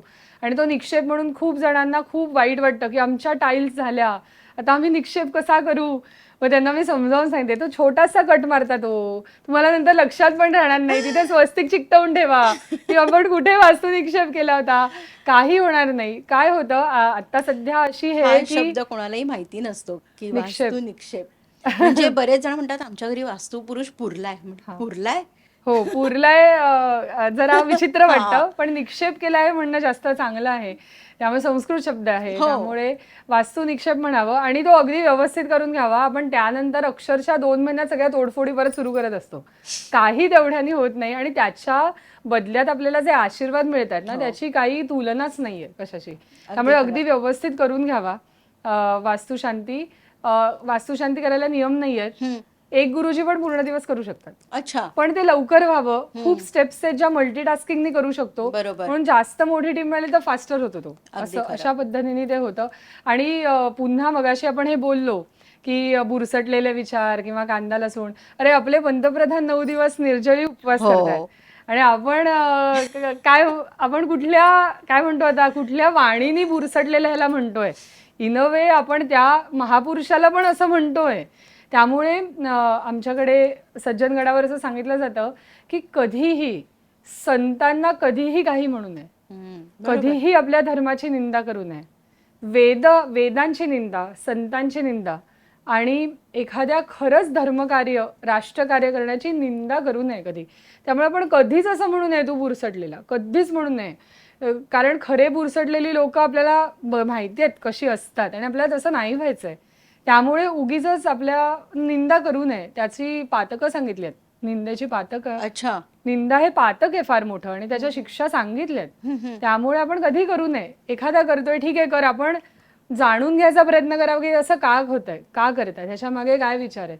त्यामुळे हे अजिबात बुरसटलेलं वगैरे काही नाही आहे. आणि कांदा लसूण विरहितच जेवण असावं वास्तुशांतीच्या दिवशी. हो बरोबर. कुठलाही कार्य आपल्याकडे कार्य असेल तर असेल. त्या दिवशी जेवायला कांदा लसूण नाही, हे अगदी खरं. असायलाच पाहिजे. म्हणजे अगदी आपण सत्यनारायण जरी केला तरी सुद्धा हो, आपण हो, तेव्हा हो. कांदा लसणाचं काहीच अगदी करत नाही. नाही बरोबर. करायची. मुलींची मुंज हल्ली केली जाते, तर मुलींची मुंज करणे किंवा उपनयन संस्कार करणे हे धर्मशास्त्रामध्ये सांगितलेलं आहे का आणि ते योग्य आहे का? कसं आहे, आधी सगळ्यात अगोदर मुंज हा विषयच काय आहे हे आधी आपण जाणून घ्यायला पाहिजे की हे उपनयन, मुंज, व्रतबंध अशा वेगवेगळ्या नावांनी हे सांगितलं जातं. तर आपल्याकडे आपली संस्कृती ज्या काही मुख्य तत्वांवर उभी आहे त्यातलं एक महत्त्वाचं तत्व म्हणजे आपल्याकडे असलेले वेगवेगळे आश्रम. ब्रह्मचर्य आश्रम, गृहस्थाश्रम, संन्यासाश्रम, वानप्रस्थाश्रम, संन्यासाश्रम असं. तर ह्या ब्रह्मचर्याश्रमाची सुरुवात म्हणजे हा संस्कार आहे, मुंजीचा संस्कार आहे. हां, त्यामुळे हा संस्कार करताना जे काही विधी केले जातात, मग हे फक्त ब्रह्मचर्याश्रमाची सुरुवात आहे का? कसं आहे माहिती आहे, आपली संस्कृती ही खूप एफिशियंट आहे. इंग्लिश शब्द पटकन कळतो, खूप एफिशियंट आहे. आपल्याला अनेक आउटपुट्स एकाच कार्यातून मिळतात. तुम्ही बघा कुठलाही धार्मिक विधी घ्या, तुम्हाला अनेक आउटपुट्स मिळतात. असं नाही की ह्याच्यासाठी हे करा तसं करा, असं नसतं. तर तसं जी मुंज आपण करतो त्याच्यामध्ये आधी मुख्य ती ब्रह्मचर्याश्रमाची सुरुवात होते. ब्रह्मचर्याश्रम म्हणजे काय की आपल्यासाठी म्हणून की आता त्यांनी अभ्यासावर लक्ष केंद्रित करायचं आहे, म्हणजे इनडिफरन्स टुवर्ड्स मटेरियलिस्टिक लाईफ हे त्यांनी करायचं. त्याला ब्रह्मचर्य म्हटलेलं आहे. आणि आदरणीय मंदादे तर नेहमी असं म्हणतात की ब्रह्मचर्य हे फक्त ब्रह्मचर्याश्रमापुरतं मर्यादित ठेवू नये, गृहस्थाश्रमात सुद्धा ब्रह्मचर्य पालन करता आलं पाहिजे आपल्याला. हा. कारण ब्रह्मचर्य तुम्ही जितकं फॉलो कराल तेवढं तुम्ही सात्विक होता आणि तेवढं तुमचं बळ वाढतं. अच्छा. सगळंच हा. म्हणजे बुद्धी ची प्रगल्भता म्हणा हम्म. किंवा सगळं ते ब्रह्मचर्य पालन करण्याचं ते फळ आहे. आणि मग जेव्हा आपण लहान असतो, जेव्हा आपल्यावर जास्तीत जास्त संस्कार होत असतात, तेव्हा आपलं लक्ष इकडे तिकडे जाऊ नये म्हणून ब्रह्मचर्याश्रम हा एक काळ दिलेला आहे. इनडिफरन्स टुवर्ड्स मटेरियलिस्टिक लाईफ हे महत्वाचं आहे. दुसरं त्याला नाव आहे उपनयन. हो. हा संस्कृत त्याला उपसर्ग लागलाय. उपनयन म्हणजे उपवास म्हणतो ना आपण. हो. नयन म्हणजे ज्ञानदृष्टीच्या जवळ जाणे. उप म्हणजे जवळ जाणे. उपवास काय करतो म्हणजे काय करतो, देव राहतात तिथे मी जवळ जाते, त्याला उप शब्द लागला की असा अर्थ असतो. बरोबर. आपण उपाध्यक्ष म्हणतो ना, जो अध्यक्षांच्या जवळ असतो त्याला उपाध्यक्ष म्हणलेलं आहे. आता असे ते शब्दांची फोड आहे. त्यामुळे इथे विद्याभ्यासाची सुरुवात आहे.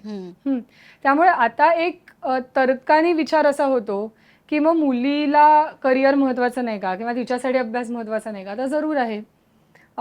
तिचा पण विद्याभ्यास सुरू होतो, तिचं पण ब्रह्मचर्य सुरू होतं, किंवा तो आश्रम, ती अभ्यासाचा काळ सुरू होतो. मग मुलीची मुंज का करू नये? त्यामुळे ह्याच्यावर बरेच विचार आहेत. काही धार्मिक लोक त्याला खूप प्रखर विरोध करणारी पण आहेत आणि काही धार्मिक लोक ही ते करणारी पण आहेत. आता तो विरोध काय आहे हे पण मी तुम्हाला सांगते की जसं मी म्हणलं की प्रत्येक धार्मिक कार्याचं काही ना काहीतरी आउटपुट असतं. तर ह्याचं एक आणखीन फार महत्त्वाचं आउटपुट आहे जे मी अजून सांगितलं नाही आहे, की ते म्हणजे गायत्री उपासना करण्याचा अधिकार प्राप्ती. हे मुंज संस्कार, उपनयन संस्कार ह्याचं एक आउटपुट आहे. म्हणजे तो जो बटू असतो, मुलगा असतो, तो आधी पण गायत्री मंत्र म्हणत असतो वडिलांचा ऐकून. शाळेतच आजकाल म्हणून घेतात. पण तिथे त्याला ती गुरु असाइनमेंट होते. आता तो पिता त्याचा फक्त पिता नाहीये, तो त्याचा गुरु पण आहे. म्हणजे वडिलांचं हे वाढलं, जबाबदारी वाढली तिथे. त्यामुळे मग आता गायत्री हा जनरली वेद मंत्र आहे. त्यामुळे जो काही विरोध आहे ना, तो मुलीनी ब्रह्मचर्याश्रम पालन करू नये का, मग तिने मग अभ्यासच करू नये का, हे फाटे आपण त्याच्यात फोडायचे नाहीत. कारण मूळ जो विरोध ज्या व्यक्तींकडून येतोय, जे अतिशय आदरणीय व्यक्ती आहेत, ते काही कोणी असे उगीच विरोध करणारे डावे लोक नाही आहेत. त्यांचा विरोध ह्याच्यासाठी येतोय की गायत्री उपासना स्त्रीनी करावी की नाही, तिच्या त्या शरीराला ते झेपेल की नाही, ह्याच्यावरती थोडंसं रिटर्न आणि दृश्य स्वरूपात प्रूफ्स अजून आपल्याला तशी मिळालेली नाही आहेत. त्यामुळे ते काय म्हणतात की तिची जर आपण मुंज केली तर ती गायत्री शिकेल आणि वेदोपासना सुरू करेल, आणि मग जर त्याचे काही अनिष्ट परिणाम होणार असतील तर ते तिच्यावर होतील. आणि स्त्री ही जननी आहे, तिला पुढे वंशाला वाढवायचं आहे. ते अनिष्ट परिणाम जनरली तिच्या शरीरातला सगळ्यात सॉफ्ट पार्ट जो गर्भाशय असतो त्याच्यावर होतो. आणि म्हणून तुम्ही ते करू नका म्हणून ते विरोध करतात. ठीक आहे. त्यामुळे पण ह्याच्यातला एक मध्यम मार्ग काय मी ते तुम्हाला सांगते. आपल्याकडे पुराणांमध्ये किंवा काही श्रुतींमध्ये वगैरे सुद्धा अशी प्रमाणं मिळतात की स्त्रियांची उपनयनं झालेली आहेत. एक छोटंसं उदाहरण सांगते. सीता माता संध्यावंदन करायला जायच्या. ते हनुमानाने तसं त्यांना शोधलं की ह्या कमीत कमी संध्या करायला तरी तिथे येतील. म्हणजे सीता मातांचे प्रौढ विवाह होता किंवा त्या संध्यावंदन करायच्या असं आपण म्हणू. हे सगळे शब्द ना वेगळे आहेत बरं का. आपण ते एकाच अंब्रेला खाली धरतो आणि मग आपण गोंधळतो. संध्यावंदन हे नॉर्मल माणूस पण करू शकतो. संध्येला केलेली उपासनाला संध्यावंदन म्हणलेलं आहे. त्यामुळे असे बरेच रेफरन्सेस येतात की प्रौढ विवाह होते तेव्हा मुलीच्या मुंजी व्हायच्या. किंवा काही जण अगदी असं पण हे देतात की आपण देवीची पूजा करतो जानवतीला वाहतो ना. काही जुन्या मूर्ती मिळाल्या आहेत, शिल्प मिळाली आहेत जी खूप जुनी आहेत आणि त्याच्या स्त्रीला उपनयन यज्ञोपवीत दाखवलेलं आहे त्यांनी घातलेलं. तर त्यामुळे मुलीची मुंज करावी, काही हरकत नाही. पण जिथे विरोध आहे ना त्या विषयाचा गंभीरपणे अभ्यास करावा.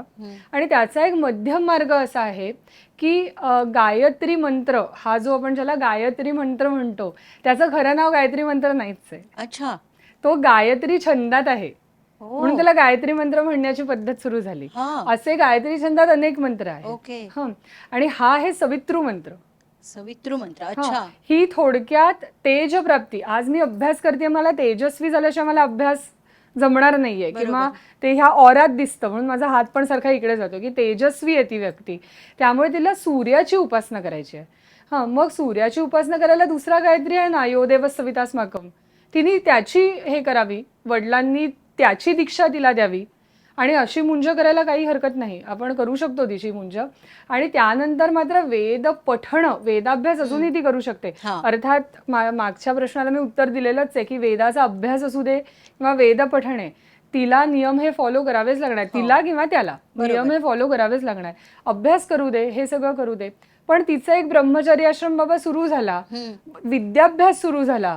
मग आता विद्याभ्यास म्हणल्यावर मग तुम्ही म्हणाला रे ती तर शाळेत आधीपासूनच जातीये, आता कुठला विद्याभ्यास, हो की नाही? पण इथे विद्याभ्यास म्हणजे हे पोट भरायचं ज्ञान नाही, विचार आहे, ज्यांनी आपली उन्नती होणार आहे त्याचं ज्ञान, म्हणजे धर्माचं ज्ञान तिला शिकवायचं. की ते झाल्यानंतर जनरली असं म्हणतात की मुलीची मुंजीचं वय झालं की तिला थोडं थोडं गॅस आणि हे पण शिकवायला लागा, चहा कसा करायचा, हे कसा करायचा. हा, मुलाला पण आणि मुलीला पण. इथे आपण त्या विषयात नको जायला, सुडो फेमिनिझम मध्ये नको घुसायला, पण सांगते म्हणजे थोडक्यात ते मोठी झाली ती, असा तो अर्थ होतो. हा, त्यामुळे ज्या ज्या गोष्टी तिला करायला परवानगी आहे आणि इट्स अ बायनरी आउटपुट, म्हणजे 100%. जसं वैदिक तिने करावी की नाही याच्यावर जरा थोडंसं अजून गढूळ आहे तो एरिया. मग विषयाची परीक्षा पण करायची का, हे प्रत्येक पालकाचा निर्णय असेल तो, की करायची का किंवा नाही, कारण दोन्ही मतप्रवाह खूप स्ट्रॉंग आहेत. त्यामुळे त्या पालकांनी तो निर्णय घ्यावा आणि तिची मुंज करावी, काहीच हरकत नाही. मध्ये एक काळ असा आला होता की मुलीचं विवाहाचं वय 8 वर्ष 7 पूर्ण आणि मुलाच्या मुंजीचं वय पण 7 पूर्ण, त्यामुळे विवाह हीच तिची मुंज, असं पण मध्ये सुरू झालं होतं. म्हणजे मुंज आता आपण म्हणतोय तिच्या आश्रमाची सुरुवात थोडक्यात. म्हणून विवाह झाल्यानंतर तिला जे आपण आजी म्हणजे सासूबाईंच्या मांडीवर बसवायचे, हा, तर ते एका प्रकारची गुरु असाइनमेंट झाली. हा, ते जे सुनमुख म्हणतो आपण, मग ती आता आपण असं ते कंगवा वगैरे फिरवतो की तू मुलीसारखं हिला मोठं करशील. त्यामुळे सुरुवातीला सासू ही तिची गुरु असते. जसं जसं बघा मुलाला वडिलांच्या मांडीत बसवतात की नाही, सूनमुखाला बरोबर सुनेला तिच्या मांडीत बसवलंय, कारण ते वय सेम झालं होतं. जी काही मध्ये कारणं होती की मुलीचं लग्नाचं वय खाली आलं होतं खूप, त्यामुळे सासू ही तिची गुरु आहे आणि नंतर पती हा तिचा गुरु होणार आहे. मग सासू तिला आपल्या घरातलं सगळं शिकवायची की आपल्याकडे ही पद्धत आहे, हा कुळाचार आहे, असं कर. 5 वर्षाचीच व्रत का, कारण अजून अडचण सुरूच झालेली नसायची. बरोबर आहे. हा, त्यामुळे 5 वर्ष तिची कव्हर व्हायची, ते कुठलेही व्रत वैकल्यांमध्ये ते यायचं नाही आणि ती घरी रुजायची ती की आता हे माझं घर आहे, तिला सगळं कळायचं. अशी ती नेमण्याची पद्धत होती. त्यामुळे असा पण एक मतप्रवाह आहे की ते योग्य होतं असं करणं, असा पण एक मतप्रवाह आहे. त्यामुळे आपल्याकडे असे खूप मतप्रवाह आहेत. आपली फॅमिली बॅकग्राऊंड, आपल्या मुलीचं व्यक्तिमत्व, आपण किती त्यामध्ये आत जाऊ शकतो, हे सगळं बघून हे निर्णय घ्यावेत. त्यामुळे ह्याचं असं डायरेक्ट उत्तर येस और नो नाही देता येणार, इट इज व्हेरी सब्जेक्टिव्ह. पण हो, तिने डेफिनेटली, म्हणजे सगळ्या श्रोत्यांना मी सांगू इच्छिते की तिची मुंज झालेली असू दे किंवा नसू दे, तिचं जर 7 वय पूर्ण झालेलं असेल तर तिची अग्नीची उपासना सुरू करायची. अग्नीची उपासना, जसं मुलांनी गायत्रीचा जप करणं अपेक्षित आहे तसं तिने मग छोट्या छोट्या कराव्यात. अगदी यो देव सवितास्माकम हा मंत्र, गायत्री मंत्र ते म्हणू शकतात किंवा त्याला पुराणोक्त गायत्री मंत्र असं पण बरेच नावं आहेत ह्या श्लोकांना, पण हे ती म्हणू शकते रोज, तो जप करू शकते. ती सूर्याला अर्घ्य देऊ शकते. तिने उठल्यावर हळद कुंकू लावावं आणि सूर्याला रोज अर्घ्य द्यावं. आदित्य हृदय स्तोत्रम सारखी स्तोत्र ती म्हणू शकते संध्यावंदनाच्या वेळेला. असं ती अगदी करू शकते. आता कसं झालंय, मुंज हे फक्त तिथे हॉलमध्ये करायचा कार्यक्रम झालाय, घरी आलं की मुलगा मुलगी सेम. त्यामुळे त्याच्यावर त्याचा मूळ अर्थ काय होता हे लक्षात घेऊन त्यानंतर तिची तशा पद्धतीने वागणूक असावी, असं इथे खरं अपेक्षित आहे. आणि जसं तुम्ही म्हणालात की पूर्वीच्या काळी मुलं मुंज झाल्यानंतर संध्यासुद्धा करायचे, इथे हे संध्या वंदन तुम्ही म्हणालात, पण हल्लीच्या काळी हल्ली फार कमी बघायला मिळतं की मुंज झाली आहे आणि तो बटू जो आहे तो घरी आल्यावरती रोज संध्या करतोय. खरं तर त्यांनी हे करणं अपेक्षित आहे, संध्या करणं, कारण तो सुद्धा एक मंत्राचाच भाग असतो आणि गुरुजींनी आणि वडिलांनी सांगितलेलं असतं, गायत्री मंत्र जेव्हा तुम्हाला मिळतो तेव्हा तुम्ही ती एक उपासना करणं जे आपण म्हणतो त्याच्यामधलीच ही उपासना आहे की तू संध्या करायची. हो, ह्याचा मी तुम्हाला एक दृष्टांत वजा देईन की माझ्याकडे माझ्या जीमेल मध्ये बेनिफिट्स येऊन पडलेत आणि मी ते ऍक्सेसच करत नाहीये. असं आहे ते. मी मुंजाकडून मला गायत्रीची दीक्षा मिळाली. बरोबर जी आहे. लोक काही बाहेर आहेत, जी खूप सात्विक आहेत आणि ते अशा घरातून आहेत की त्यांच्याकडे उपनयन ही व्यवस्था बंद पडली. उपनयन म्हणजे यज्ञोपवीत हो. आणि शिखा हे प्रत्येक आर्याचं लक्षण आहे, हे ब्राह्मणांचं लक्षण नाही. शिखा ही प्रत्येक आर्याला होती. हम्म. मग तो कुठल्याही जातीतला वर्णातला कुठलाही असू दे. हा. मुंज ही भारतामध्ये प्रत्येक घरात होणारा विधी आहे तो. हम्म. कसा होईल ते वेगळं, ते जे काम करतात त्याच्यानुसार बदल व्हायचे. बरोबर. जसं त्यांनी सांगितलंय की जे ब्राह्मण घरातले असायचे आणि जे ब्राह्मणने फॉलो करणारे असायचे त्यांना सुती सांगितलंय. हम्म. जे राजे क्षत्रिय असायचे त्यांना सोन्याचं जानू आणि त्याच्यात मोती खरे आणि माणकं विणलेलं म्हणजे ओवलेलं असं ते हो, हो. यज्ञोपवीत असायचं. अच्छा. जे वैश्य असायचे त्यांच्याकडे पण असं सोने हिरे जडवलेलं अशा पद्धतीचं असायचं. जे शूद्र वर्णाचे असायचे, श्रमजीवी असायचे, त्यांच्याकडे चांबड्याचं यज्ञोपवीत केलेलं असायचं. त्यामुळे अशा विविध पद्धतीने यज्ञोपवीत धारणा व्हायची, विविध पद्धतीने मुंजी व्हायच्या. पण मुळात सगळे गायत्री किंवा सूर्याची आणि अग्नीची उपासना करायचे. हे फार महत्वाचं आहे. म्हणून भारत एवढा जो काय म्हणतो समृद्ध होता, सर्व 10 दिशांनी समृद्ध होता. विद्या म्हणलं तर विद्या आहे, संपत्ती म्हणलं तर संपत्ती आहे. काय नव्हतं भारतात? कारण प्रत्येक व्यक्ती त्या डिव्हाइन पॉवरकडून गिफ्ट्स येऊन पडलेत आणि तो ऍक्सेस करतोय त्याला. मग आता कसं होतं, तुम्हाला म्हणून श्रोत्यांना पण सांगते, खूप जणांना माहीत नसेल, मला माहीत नव्हतं. मुंज झाली, 3 दिवस जर सलग संध्या चुकली, हा. पुन्हा मुंज करायची. अरे बापरे. तो संस्कार लोप होतो. अच्छा. पुन्हा मुंज करायची आहे. ओ. एवढा तो क्रुशल आहे तो. आणि आपण काय करतो आता, जानवं पण गळ्यात राहत नाही. हो. असं होतं. त्यामुळे हे सगळी चर्चा करण्याच्या आधी आपण जे मूळ शास्त्र काय सांगतंय, बरोबर. शिखा ही प्रत्येक घरातल्या पुरुषाने ठेवायची आहे. हम्म. इथे अपराजिता नावाची देवी राहते. अच्छा. जी व्यक्ती शिखा ठेवते हा. त्या व्यक्तीचा त्याच्या एरियामध्ये आणि त्याच्या योग्यतेमध्ये पराजय होत नाही, असं त्याचं फळ सांगितलंय. हा. आपण जेव्हा विधी करतो बघा, तर तेव्हा जोडपं बसलेलं असतं आणि मग घरातलं कोणतरी येतं आणि त्या बसलेल्या स्त्रीला गजरा माळा असं गुरुजी सांगतात. हो. बरं का, ती लगेच नाक मुरडते, आय डोंट लगेच 2 मिनिटासाठी असं लावते आणि लगेच उप्स पडलं आणि ते असं ठेवून वगैरे देते. पण आता तो गजरा आहे, खूप जणांना असं वाटतं की ती चांगली दिसावी किंवा माहीत नाही ते का देतात, फुल तरी देतात. मग हे जे सुडो फेमिनिझम पसरवतात त्यांना हे प्रश्न विचारले पाहिजेत. जर पुरुषांच्या इथे अपराजित आहे, स्त्रीच्या इथे नाही आहे, ते तिला व्हायलंय, ते तुला घालायला नाही दिलंय. त्यामुळे मी ओ पंडितमध्ये सांगते, it is not for you, it is for the deity who is sitting here, whether you know it or not is your problem. म्हणून इथे थोडा वेळ घालून ठेव, ती तिची पूजा आहे ती, आणि त्याचं फळ म्हणून तुलाच यश मिळणार आहे, तुझाच जय होणार आहे तुझ्या एरियामध्ये. त्यामुळे ही अपराजिता देवीचं आपल्याकडे नेहमी पूजन आहे. ह्याच्या मागे मेड्युला ऑब्लॉंगेटा आहे. अच्छा. हा. जस्ट मागे. हा. त्यामुळे शिखा बांधताना जो खेच बसतो हो. त्याने ती शार्प राहते मेमरी.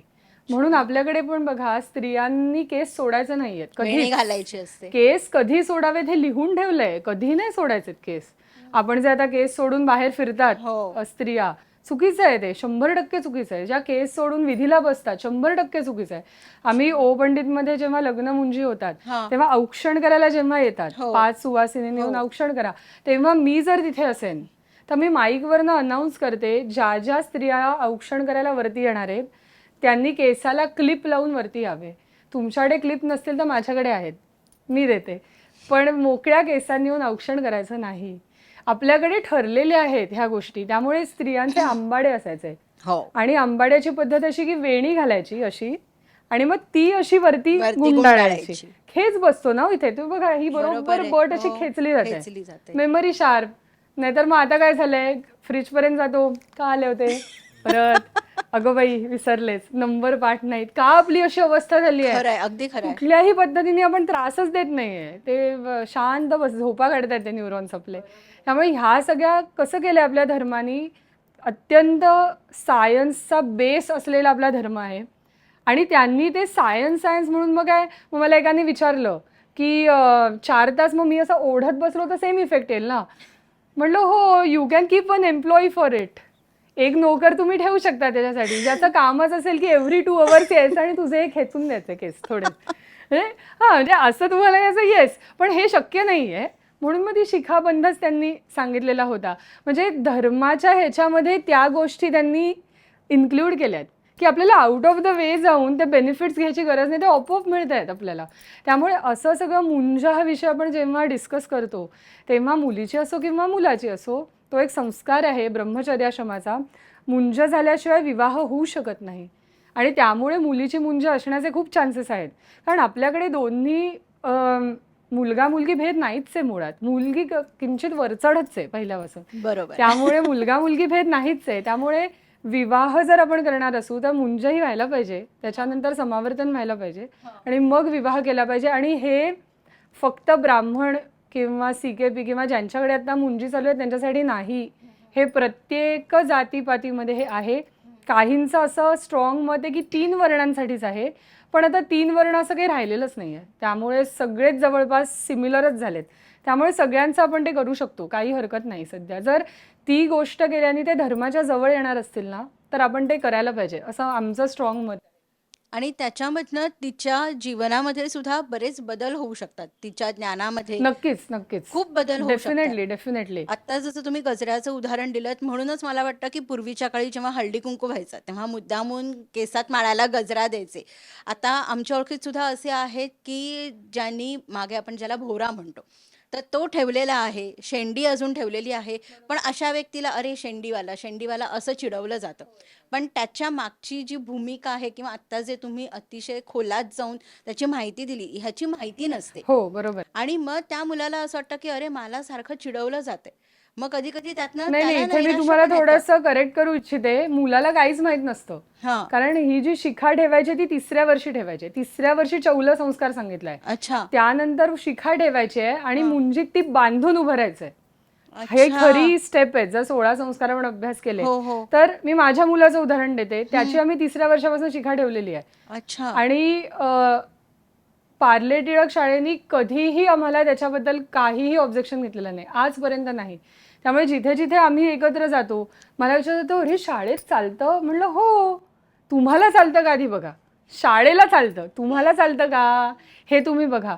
त्यामुळे आपल्या नातवंडाला, आपल्या मुलाला त्या गोष्टीचे बेनिफिट्स मिळणं हे आपल्या हातात आहे आणि त्याच्यासाठी धर्माचा अभ्यास करायचा आहे. आणि नॉर्थ इंडियामध्ये अजून खूप वर्णांमध्ये शिखा ठेवली जाते. तुम्ही बघा, तिथे फक्त ब्राह्मण ठेवतात तसं अजिबातच नाही आहे. अच्छा. अनेक वर्णांमध्ये शिखा ठेवली जाते. नॉर्थ इंडियन्स म्हणजे ज्या गोष्टीत ते खरंच छान आहेत ते आहेतच. त्यामुळे तिथे खूप शिखा तुम्हाला दिसेल. माझ्या मुलाच्या शाळेमध्ये त्याच्या वर्गातच आता 3-4 आहेत ज्यांची शिखा आहे प्रॉपर. त्यामुळे yes, it is definitely coming back. आणि आपण ह्याचा अभ्यास करून ते आणलं पाहिजे. असं कोणतरी सांगताय म्हणून आणलं असं नाही, आपण म्हणजे अभ्यास त्याने मेधाचक्र सुद्धा आपलं उत्तेजित व्हायला मदत होते. Definitely definitely. मला सांगा की नवरात्रीमध्ये कोणते कोणते धार्मिक विधी केले जातात? नवरात्र ही जी आपली आहे ते देवीचं आहे. त्यामुळे हो. देवीच्या सर्व प्रकारच्या उपासना हा, आपण ह्या 9 दिवसात कराव्या, आपण करू शकतो. आपल्याला जे सतत कानावर येतं ते म्हणजे एक कुंकुमार्चन कानावर येतं हो, किंवा सप्तशती कानावर किंवा नवचंडी, हे आपण खूप ऐकतो. अगदी खरं. नवचंडी, शतचंडी हेच आपल्या कानावर खूप येत असतं. तर ह्या मोठ्या उपासना झाल्या.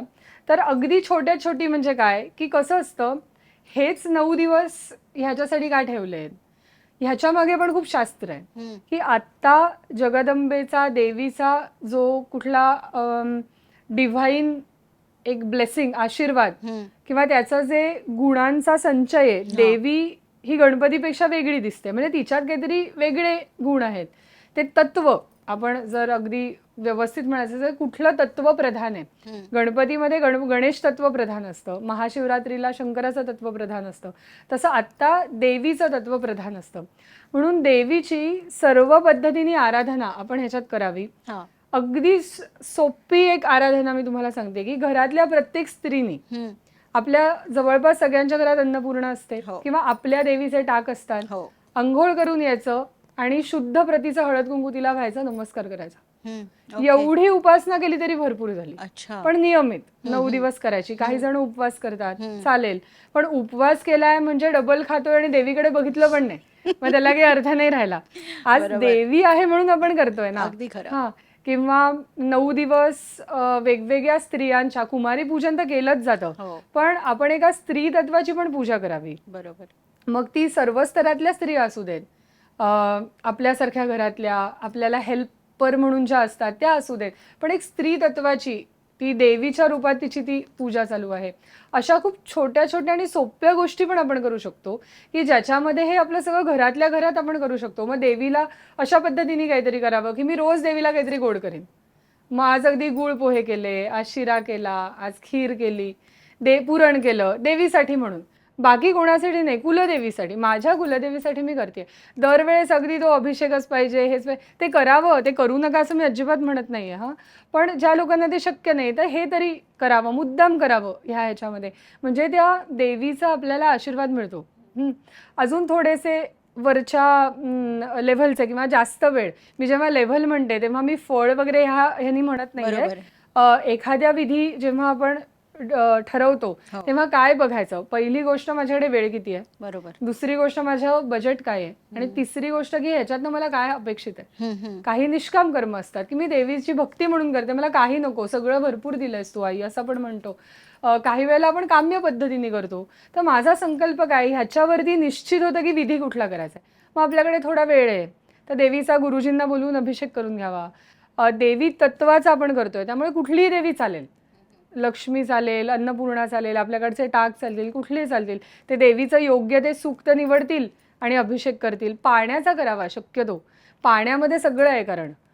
त्यामुळे पाण्याचा करावा, म्हणजे मग ते पाणी आपल्याला स्नानाला घ्या वगैरे गुरुजी बरोबर ते सांगतील सगळं. त्यामुळे एक अभिषेक छानपैकी होऊ शकतो.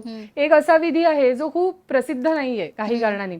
आता आपण सहस्रावर्तन म्हणलं हो की आपल्याला वाटतं अथर्वशीर्ष, बरोबर. पण देवी सहस्रावर्तन पण करू शकतो. अच्छा. अथर्वशीर्ष हे सगळ्या देवतांचं आहे, देवी अथर्वशीर्ष पण आहे. ओ त्यामुळे आपण त्या देवी अथर्वशीर्षाचं पण सहस्रावर्तन करू शकतो. अच्छा. त्यामुळे हा एक खूप युनिक विधी आहे जो जास्त होत नाही, हा माहितीच पण नाही आपण करू याबद्दल. शकतो. ह्या काळामध्ये सप्तशतीचं वाचन करू शकतो.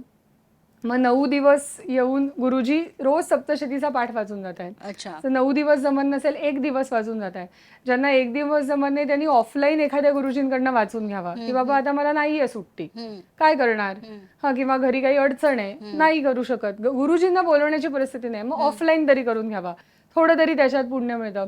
एक पाठात्मक नवचंडी म्हणून पद्धत असते. अच्छा. एक असते ती नवचंडी जी आपण बाहेर बघतो, ज्याच्यात मोठा होम आहे, ब्राह्मण भोजन आहे, एवढं सगळ्यांना झेपतं असं नाही, फायनान्शियली झेपत नाही, श्रम दान करायला आज आपल्याकडे मोठा कुटुंब नाहीये, कसं करणार, म्हणजे जिथे ओपंडित सारखे व्यक्ती मग पॅच इन करतात, किंवा काही जणांचं बजेट एवढं नसतं, अनेक गोष्टी आहेत, किंवा जागा पण नसते जागा एवढी नसते. मोठी. हो हो, अगदी अगदी जागा नसते. हा पण एक मुख्य मुद्दा आहे नवचंडीच्या पाठीमागे. मग हॉल घ्यावा लागतो, हो. मग ते सगळं बजेट वाईज वाढायला लागतं. मग पाठात्मक नवचंडी करावी, म्हणजे ते 14 वेळेला पाठ म्हणतात, म्हणजे एक अच्छा. नवचंडी केल्याचं फळ आहे. अच्छा. हा, तर तशी करावी, म्हणजे एक 9-10 गुरुजी येऊन बसतात, ते पाठात्मक नवचंडी करतात आणि ते निघतात दक्षिण. ते त्याचं नवचंडीचंच फळ आहे.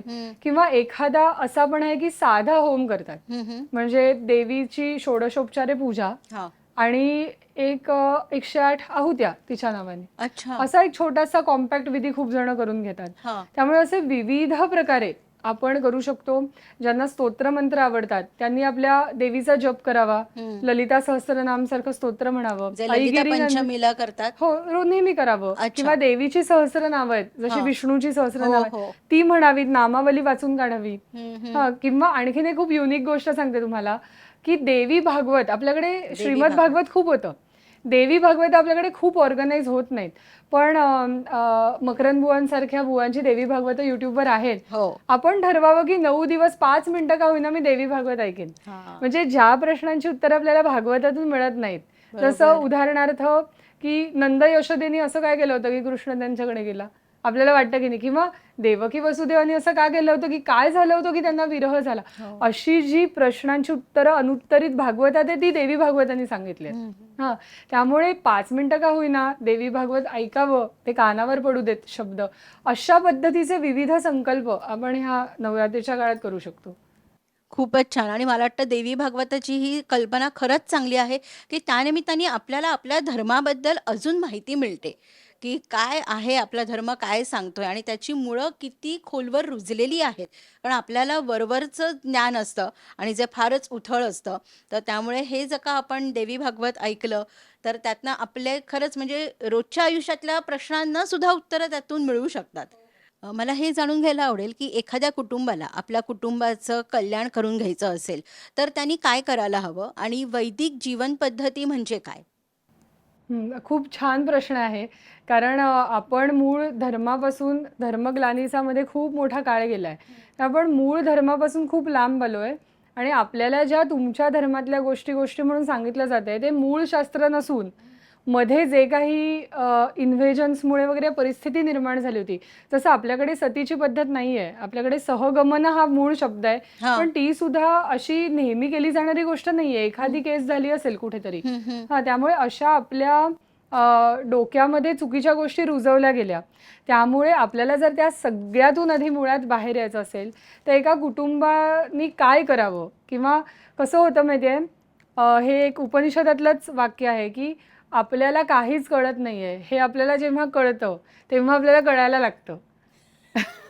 त्यामुळे मला अज्ञान आहे, ह्याचं जेव्हा मला ज्ञान होतं, ज्ञान होतं. तेव्हा माझी ज्ञान मिळवण्याची प्रोसेस किंवा ते अज्ञान दूर करण्याची प्रोसेस सुरू होते. बरोबर. त्यामुळे आधी आपण ॲक्सेप्ट करावं, की हो आम्हाला नाही माहिती आहे आणि आम्हाला चेंज करायचं आहे.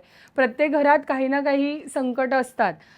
संकट ही देवाकडे जायचं दार आहे. हां. म्हणून आपल्याकडे संकट असतातच आपल्या ह्याच्यात. हो. म्हणजे ते प्रारब्धाने घेऊन येतो का कशाने ते आपण नंतर खोलात जाऊ. पण बरोबर. संकटकाळी देव आधी आठवतो. अगदी एरवी न खरं. आठवणारा देव पण तेव्हा आठवतो. अगदी खरं. त्यामुळे ती एक ऑपॉर्च्युनिटी समजावी, हं, हं. की हो माझ्या घरी हे प्रॉब्लेम्स आहेत. किंवा कधी कधी असं असतं की चिंता असते.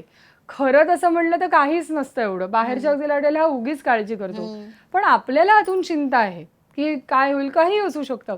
तर अशा कुटुंबानी मग काय करावं? तर आता माझ्या 10 वर्षाच्या अनुभवातून मला काही ट्रिक्स समजल्यात, की ह्यांनी ॲटलिस्ट आपण त्या गल्लीत शिरतो. हां. मग पुढे कसं घेऊन जायचं ना, ते त्या सद्गुरूंचं किंवा त्या देवतेनी तुमच्या कुलदेवीचं, बरोबर. देवाचं तो करतोस, तो तुम्हाला खेचून नेतोस. पण त्या बरोबर. गल्लीत तरी प्रवेश करण्यासाठी तर पहिली फार महत्त्वाची गोष्ट म्हणजे take out all your earnings, की तुम्ही मग लोक म्हणतात आता कसं करणार आम्ही एका वर्षात कसं हे करतो. मी त्यांना सांगते तुम्ही रिटर्न फाईल करता की नाही, त्याच्यात तुम्ही इन्कम दाखवता तो घ्या, ठीक आहे. कारण फक्त सॅलरी नाही घ्यायची ना.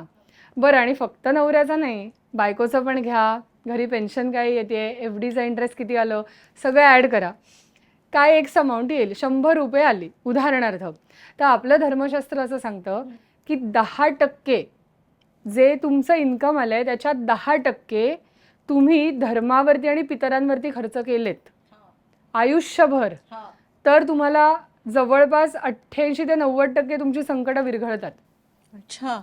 10% त्याच्यामध्ये 5% देवतांवर आणि 5% पितरांवर, जो आत्ताच आपला पितृपक्ष झाला. हो.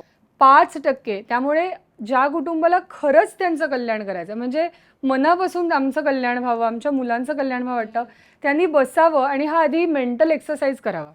तुम्हाला खूप शॉक बसेल की आपण 1% पण खर्च करत नाही आपल्या इन्कमचे. 1% पण खर्च करत नाही. आपल्याला 10% करायला सांगितलंय. हां, म्हणजे पहिल्यांदा आपल्याला कळतं की आपण नाही करत आहे. कारण होणार आहे कसं माहिती आहे, वर खाली करत आपण देह ठेवायच्या आधी ते खर्च होणार. मग तुम्हाला प्रेमाने टॅक्स भरायचा आहे की पेनल्टीजने टॅक्स भरायचा, तुम्ही ठरवायचं. त्यामुळे 10% आपल्याला खर्च करायचा आहे.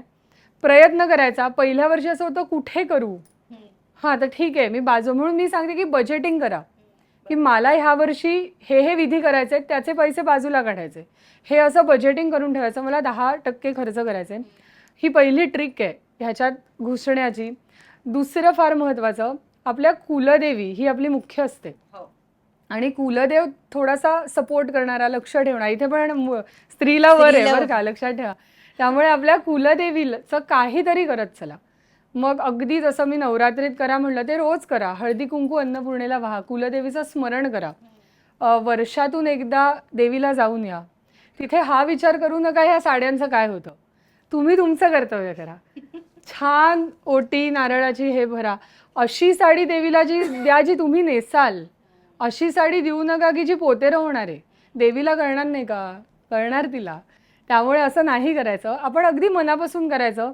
तिला जाऊन या. आता बऱ्याच जणांना नाही होत तिथे जायला शक्य. ठीक आहे, आता आपण टेक्नॉलॉजीचा आपल्यासाठी उपयोग करून घ्यायचा. तिथल्या गुरुजींचे नंबर आणायचे, त्यांना सांगायचं की गुरुजी आमच्यासाठी हा चतुर्दशीला अभिषेक करा.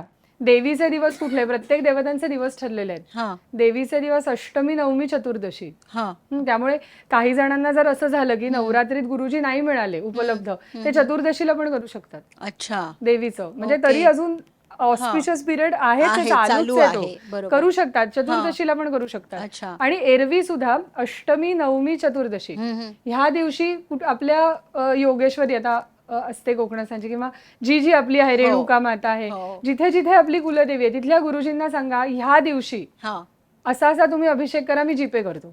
अच्छा ते तुमच्यासाठी तिथे देवीचा अभिषेक करतील. हा. मला जाणं शक्य नाही. बरोबर आणि आहे. त्यांना सांगायचं की तुम्ही देवीला प्रार्थना करा की मला बोलव. कारण अशी एक फार महत्वाची गोष्ट आहे की देवी जोपर्यंत बोलवत नाही आपलं जाणं होत नाही. हे अगदी खरं. हा. आणि सगळ्याच तीर्थक्षेत्रांचं हे दुसरं एक करा, कारण कुलदेवीच्या हातात तुमच्या फाईल्स आहेत. Very simple. आणि तिसरी फार महत्वाची गोष्ट, श्राद्ध चुकवू नका. काहीही होऊ दे. वेद असं सांगतात की पितृकर्म प्रधान कर्म. तुम्ही घरच्या पूजा करू नका, काही करू नका. गुरुजींना बोलवून श्राद्ध काहीही झालं तरी झालंच पाहिजे. ह्याचं कारण मी तुम्हाला सांगते. एक दृष्टांत देते म्हणजे पटकन कळेल. ह्या ना किल्ले आहेत, आपलं हे सुधारायच्या किल्ल्या आहेत, त्या फिरल्या की आपोआप सगळं सुधारायला लागतं. असं होतं. कसं असतं सांगते. मला 100 रुपये हवेत, ठीक आहे, म्हणून मी आज देवीचा लक्ष्मीचा अभिषेक करून घेतला.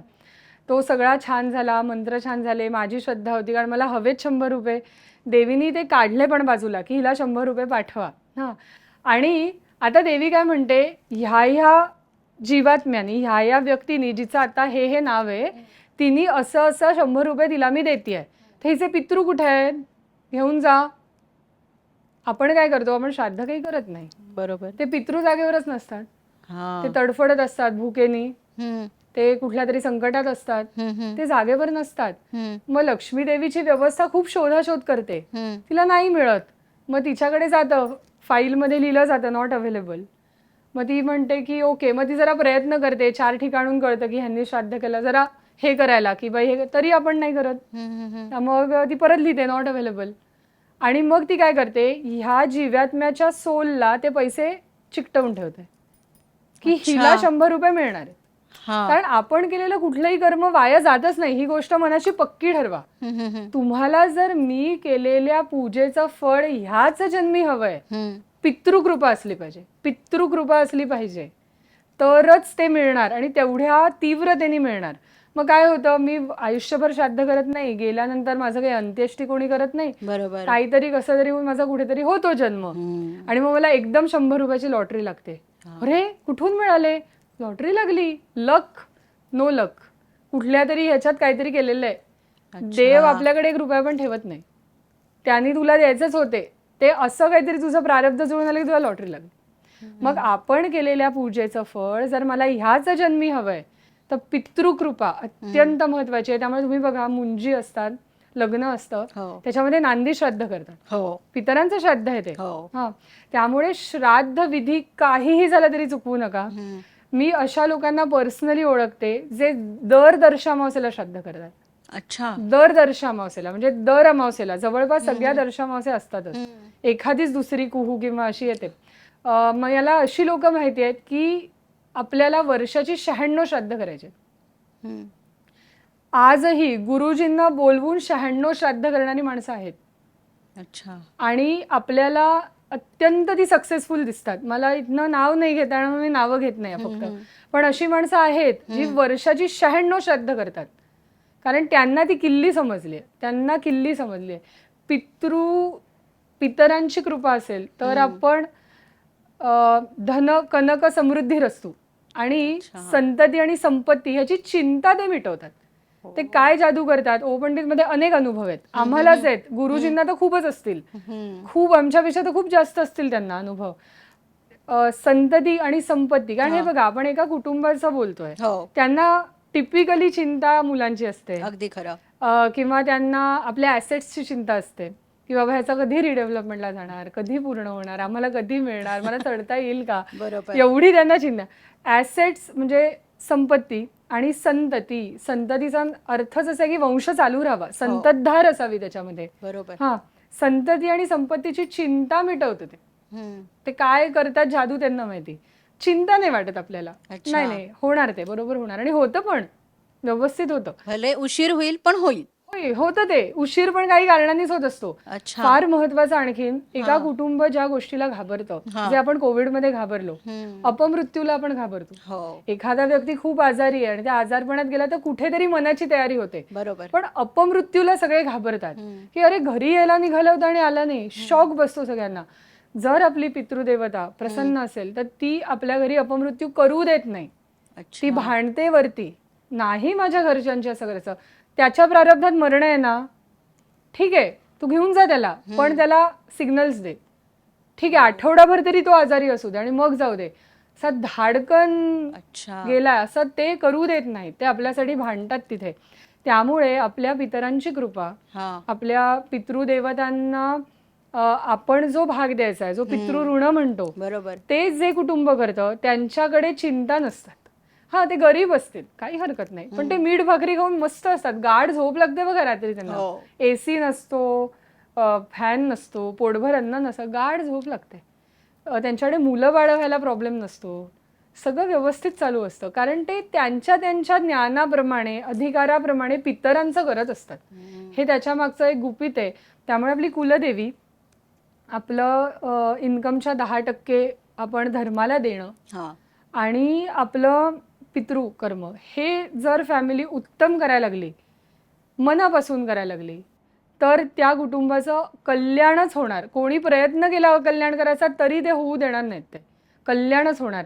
त्यामुळे मी सगळ्यांना या प्लॅटफॉर्मवरनं सांगू इच्छिते की आपण सगळी माणसं आता शिकलेली आहोत. तुम्ही आधी कर्म करा आणि मग ते का केलं हे विचारायला जा. आपली चूक काय होतीये, आपण आधी का मध्ये अडकलोय. आपला ॲनालिसिस पॅरालिसिस झालाय. प्रोफेशनल वर्ल्डमध्ये हा शब्द वापरला जातो. You are into analysis paralysis. तुम्ही ॲनालिसिसमध्येच गेला तर तुम्ही म्हाताऱ्याचा आता खाली बसता येईना तुम्हाला. आता कधी श्राद्ध करणार तुम्ही. तुम्ही ते नका करू. तुम्ही ज्ञान घेऊ नका हे नाहीच आहे. उलट आपली संस्कृती खूप ज्ञान मार्गाचीच आहे. पण तुम्ही आधी कर्म करा आणि मग ते असं का केलं विचारा, मग त्याच्यात घुसा. म्हणजे ती देवता, ते पितृ तुम्हाला मदत करतील की असं का केलं. ते तुम्हाला सिग्नल्स देतील, अनुभव देतील, दृष्टांत देतील आणि तुम्हाला ते पुढे घेऊन जातील. त्यामुळे तुम्ही जरूर सगळ्यांनी प्रश्न विचारा. जिज्ञासू वृत्ती असलीच पाहिजे, पण आधी कर्म चुकवू नका. कर्म करा आणि मग प्रश्न विचारा ना. मग अख्खं वर्ष आहे हो, पितृपक्ष झालं की अख्खं वर्ष आहे ना, वर्ष कमी पडेल तुम्हाला. आणि मकरंदबाई खूप छान सांगतात की हो आम्हाला दिसत नाही ते पितृ खायला, ते दिसले तर तुमची तारांबळ उडेल म्हणतात. ते दिसत नाही ते उत्तम आहे, ते दिसले ना येऊन बसले तर तुमची चपी होईल म्हणतात. ते दिसत नाही ते उत्तम आहे. त्यामुळे आपली झेप तेवढीच आपण घेऊ शकतो जेवढा आपण अभ्यास करतो, जेवढी पितरांची इच्छा असते, जेवढी कुलदेवीची सद्गुरूंची इच्छा असते. त्यामुळे ती झेप मोठी घ्यायचा जर आपल्याला प्रयत्न करायचा आहे, आधी कर्म चुकवू नका. बरोबर. आणि मग म्हणजे आपल्याकडे गमतीनी स्त्रियांना म्हणतात ना, हो तू पास्ता करणार होतीस मागच्या वर्षी पण करणार होतीस, आम्ही अजून रेसिपीज ॲनालिसिस करतोय, असं करू का, करत अजून काहीच नाहीये, काही उपयोग नाही. त्यामुळे हेच मी या प्लॅटफॉर्मवरनं सांगू इच्छिते की तुम्ही नक्की सगळ्यांनी करा. धर्माला सोडू नका, धर्माच्या मागे पडा, की त्याला तुमच्याकडे येऊन तुम्हाला समजावून सांगितलं पाहिजे त्याने की अगं बाई हे असं असतं, तू चुकतेस. बरोबर. एक काहीतरी करा. हे सज्जनगडावरनं सतत सांगितलं जातं.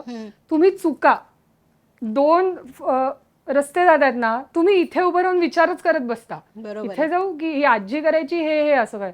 तुम्ही चुकीचं जा ना, मग तो तुम्हाला उचलतो, मूर्ख म्हणतो आणि इकडे टाकतो.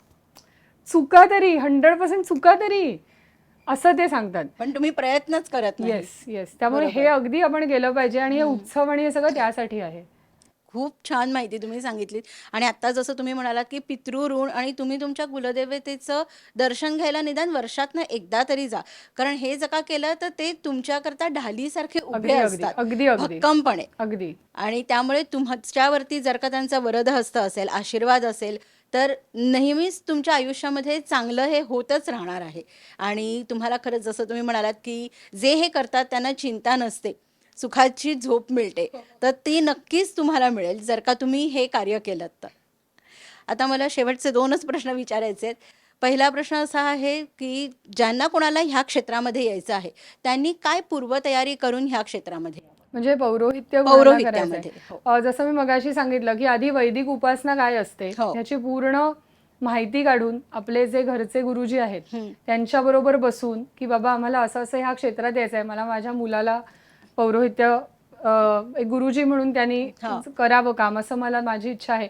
किंवा असं पण असू शकतं की मला माझं देवाची सेवा करायची म्हणून बरोबर. मला वैदिक उपासना करायची. हम्म. त्यामुळे आधीच असं उत्तर दिलं की वैदिक उपासनेची सगळी माहिती त्यांनी घ्यावी, हम्म. त्यांना आचरणात बदल करावे लागणार आहेत आणि ते त्यांनी ऍक्सेप्ट करावेत. बरोबर. हे फार महत्वाचं आहे.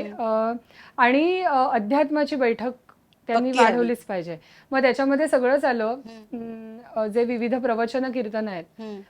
ती ऐकणं. आता सगळं ऑनलाईन अवेलेबल आहे आपल्या कृपेने. ते हो. देवाने आपल्याला दिलेलं शस्त्र आहे बरं का.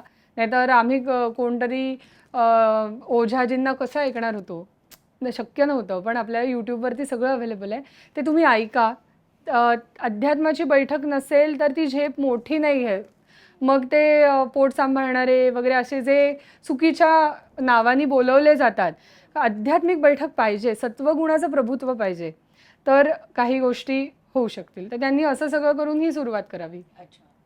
आणि आता शेवटचा प्रश्न, आता शारदीय नवरात्र सुरू आहे, तर त्या निमित्ताने तुम्ही महिलांना काय संदेश द्याल? महिलांना मी असं सांगेन ह्या प्लॅटफॉर्मवरून की त्यांना एक सुडो फेमिनिझम ह्या गोष्टींनी आत्तापर्यंत ग्रासलं आहे पूर्ण. मी त्यांना एवढंच सांगेन की तुम्हाला जे जे सांगितलं गेलं ते 80 ते 90% चुकीचं होतं. आपल्या धर्माने जेवढं स्वातंत्र्य आणि जेवढा आदर स्त्रीला दिला आहे तो पुरुषाला सुद्धा दिलेला नाही आहे. त्या स्त्रीला जन्मापासून मृत्यूपर्यंत सर्व कर्म करण्याचा अधिकार आहे. अच्छा. तिने अमंत्रक पूजा केली तर तिला चालतं, पण पुरुषांनी अमंत्रक केली तर फळ मिळतं की नाही ते देवाच्या हातात आहे. पण स्त्रीला सगळं चालतं. स्त्रीला पुनर्विवाह करण्याची सुद्धा पूर्वी काही ठराविक ह्याच्यात परवानगी होती. तिचा पुनर्विवाह का केला नाही जायचा ह्याच्या मागे एक फार महत्त्वाची गोष्ट अशी आहे की पुरुषाला जर त्यांनी गृहस्थाश्रमाचा स्वीकार केलेला असेल आणि त्याची बायको निवर्तली तर त्याला देवपूजेचा पण अधिकार नाही आहे. अच्छा. आणि म्हणून त्याचं लगेच लग्न लावून दिलं जायचं, नाहीतर तो त्याचं काहीही कर्म करू शकत नाही. 2-3 अजून ऑप्शन होते जे श्रीराम प्रभूंनी ऍक्सेप्ट केला आहेत, गरुड पुराणात दिलेत, पण ते खूप अवघड आहेत. ते श्रीरामांनाच जमू शकतात, आपल्यासारख्यांना नाही. म्हणून पूर्वीच्या काळी पुरुषाचं लगेच लग्न करायचं, कारण नाही तर त्याला देवपूजा करण्याचा पण अधिकार नाहीये. पण स्त्रीला असं काहीच नाहीये. ती जन्मल्यापासून मृत्यूपर्यंत सगळं करू शकते, व्यवस्थित करू शकते. तिला श्राद्धाचे अधिकार आहेत, तिला काही अशी कर्म पण करण्याचे अधिकार आहेत की जी अदरवाईज आतापर्यंत तिला करू दिली नाही आहेत. उदाहरणार्थ तिला अंत्येष्टी कर्म करण्याचा पण अधिकार आहे. अर्थात त्या हायरार्कीमध्ये ती नंतर येते. बरोबर. कारण जनरली आपण स्त्रियांना पटकन बाहेर नाही एवढं, कारण तिला घरचं काम असतं. घरचं काम कोण करणार मग ती जर सगळीकडे फिरायला लागली तर. त्यामुळे अशी व्यवस्था केलेली होती. कसं होतं, यज्ञ संस्था आणि विवाह संस्था हे आपल्या धर्माचे भक्कम संस्था आहेत. आता आपण एखादी संस्था काढतो त्यामुळे प्रत्येकाला रोल दिलेला असतो, तशी ही विवाह संस्था आहे, त्यामुळे प्रत्येकाचा रोल आहे. त्यामुळे मी महिलांना एकच सांगेन, आपण त्या जगदंबेचं रूप आहोत आणि हे घराघरात अनुभव आहे की आपण जगदंबेचं रूप आहोत. तिच्याशिवाय काडीही हलत शकत नाही. सो ही गोष्ट समजून घेऊन धर्माची निंदा करून स्वैराचार तिने करू नये. कारण हे मला आता खूप दिसतंय. अनेक मागच्या काही काळांमध्ये अडचण येणं म्हणा किंवा आणखी काही गोष्टींचं शस्त्र वापरून मुख्य कर्मातून सूट मिळवली गेली, कारण कोणी येऊन चेक नाही करू शकत. असं जे दंभ केला जातो तसा स्त्रियांनी कधी करू नये. आपल्या संस्कृतीने तिला अत्यंत मानाचं स्थान दिलेलं आहे आणि ते तिने ओळखावं आणि तशा पद्धतीने तिने वागावं असा मी इथून संदेश देईन सर्व स्त्रियांना. आणि त्यांना पॉवरफुल व्हायचं आहे, त्या आहेतच, त्यांना फक्त ते व्हायचंय, जागृत करायचंय स्वतःला आणि ते उपासनेनेच होणार. त्यांचे मोबाईल्स आता डिस्चार्ज आहेत, that needs to be charged. आणि मग आपल्या मोबाईल फोन्स असतात, प्रत्येकाची वायर वेगळी, तशी प्रत्येक स्त्री वेगळी आहे, प्रत्येकाची उपासना, प्रत्येकीची उपासना वेगळी आहे. एखादी वायरलेस असते, डायरेक्ट कनेक्शन. आपलं कनेक्शन कसं होईल आणि चार्जिंग कसं होईल हे प्रत्येक स्त्रीसाठी आहे. त्यामुळे तिने आपापली वायर शोधावी आणि स्वतःला आधी चार्ज करून घ्यावं. एकदा तिचं चार्जिंग झालं की मग धर्म सांभाळणारी स्त्रीच असते, हे लोकमान्य टिळकांनी सज्जनगडावरच्या भाषणात उल्लेख केलेली गोष्ट आहे की आज हिंदू धर्म टिकला हे आमच्याकडच्या स्त्रियांमुळे, ह्याची नोंद आहे. सज्जनगडवर लोकमान्य टिळकांचं भाषण झालं, त्याच्यामध्ये त्यांनी हे सांगितलेलं आहे. त्यामुळे आजवर हिंदू धर्म टिकला आहे तो स्त्रीमुळे, आणि यापुढे तो परत ग्लानीमधून बाहेर येईल ते स्त्रीमुळेच. त्यामुळे तिने अगदी स्वतःच्या पॉवर्स ओळखाव्यात आणि त्याला चॅनलाइज करावं. पाटाचं पाणी मिरचीच्या शेताकडे पण जातं आणि उसाकडे पण जातं. अगदी खरं. तिने उसाकडे न्यावं ते. आता सध्या मिरचीकडे जाते ते. आत्ता जसं तुम्ही म्हणालात की प्रत्येकीचा चार्जर वेगळा, तिने तो चार्जर ओळखायचा आणि तिने स्वतःला चार्ज करायचं.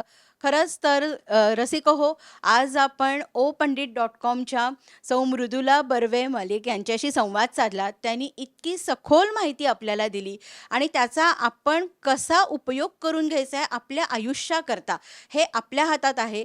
कारण तूच आहेस तुझ्या जीवनाचा शिल्पकार. तर तुम्हाला सुद्धा रसिक हो opandit.comला संपर्क करायचा असेल तर खाली जो आम्ही नंबर देतोय त्या नंबरवरती जरूर संपर्क करा. आता आपण उद्या भेटू एका नवीन दुर्गेसह. आणि मृदुलाताई, तुम्ही माझ्या यूट्यूब चॅनलवरती वेळात वेळ काढून आलात त्याबद्दल तुमचे मनापासून आभार. तर श्रोते हो, तोपर्यंत आपली त्रिसूत्री विसरू नका. लाईक, शेअर आणि सबस्क्राईब कोणाला करायचं? अमृत संवाद या यूट्यूब चॅनलला. तर उद्या भेटूया एका नवीन दुर्गेसह आणि एका नवीन विषयासह. तोपर्यंत नमस्कार.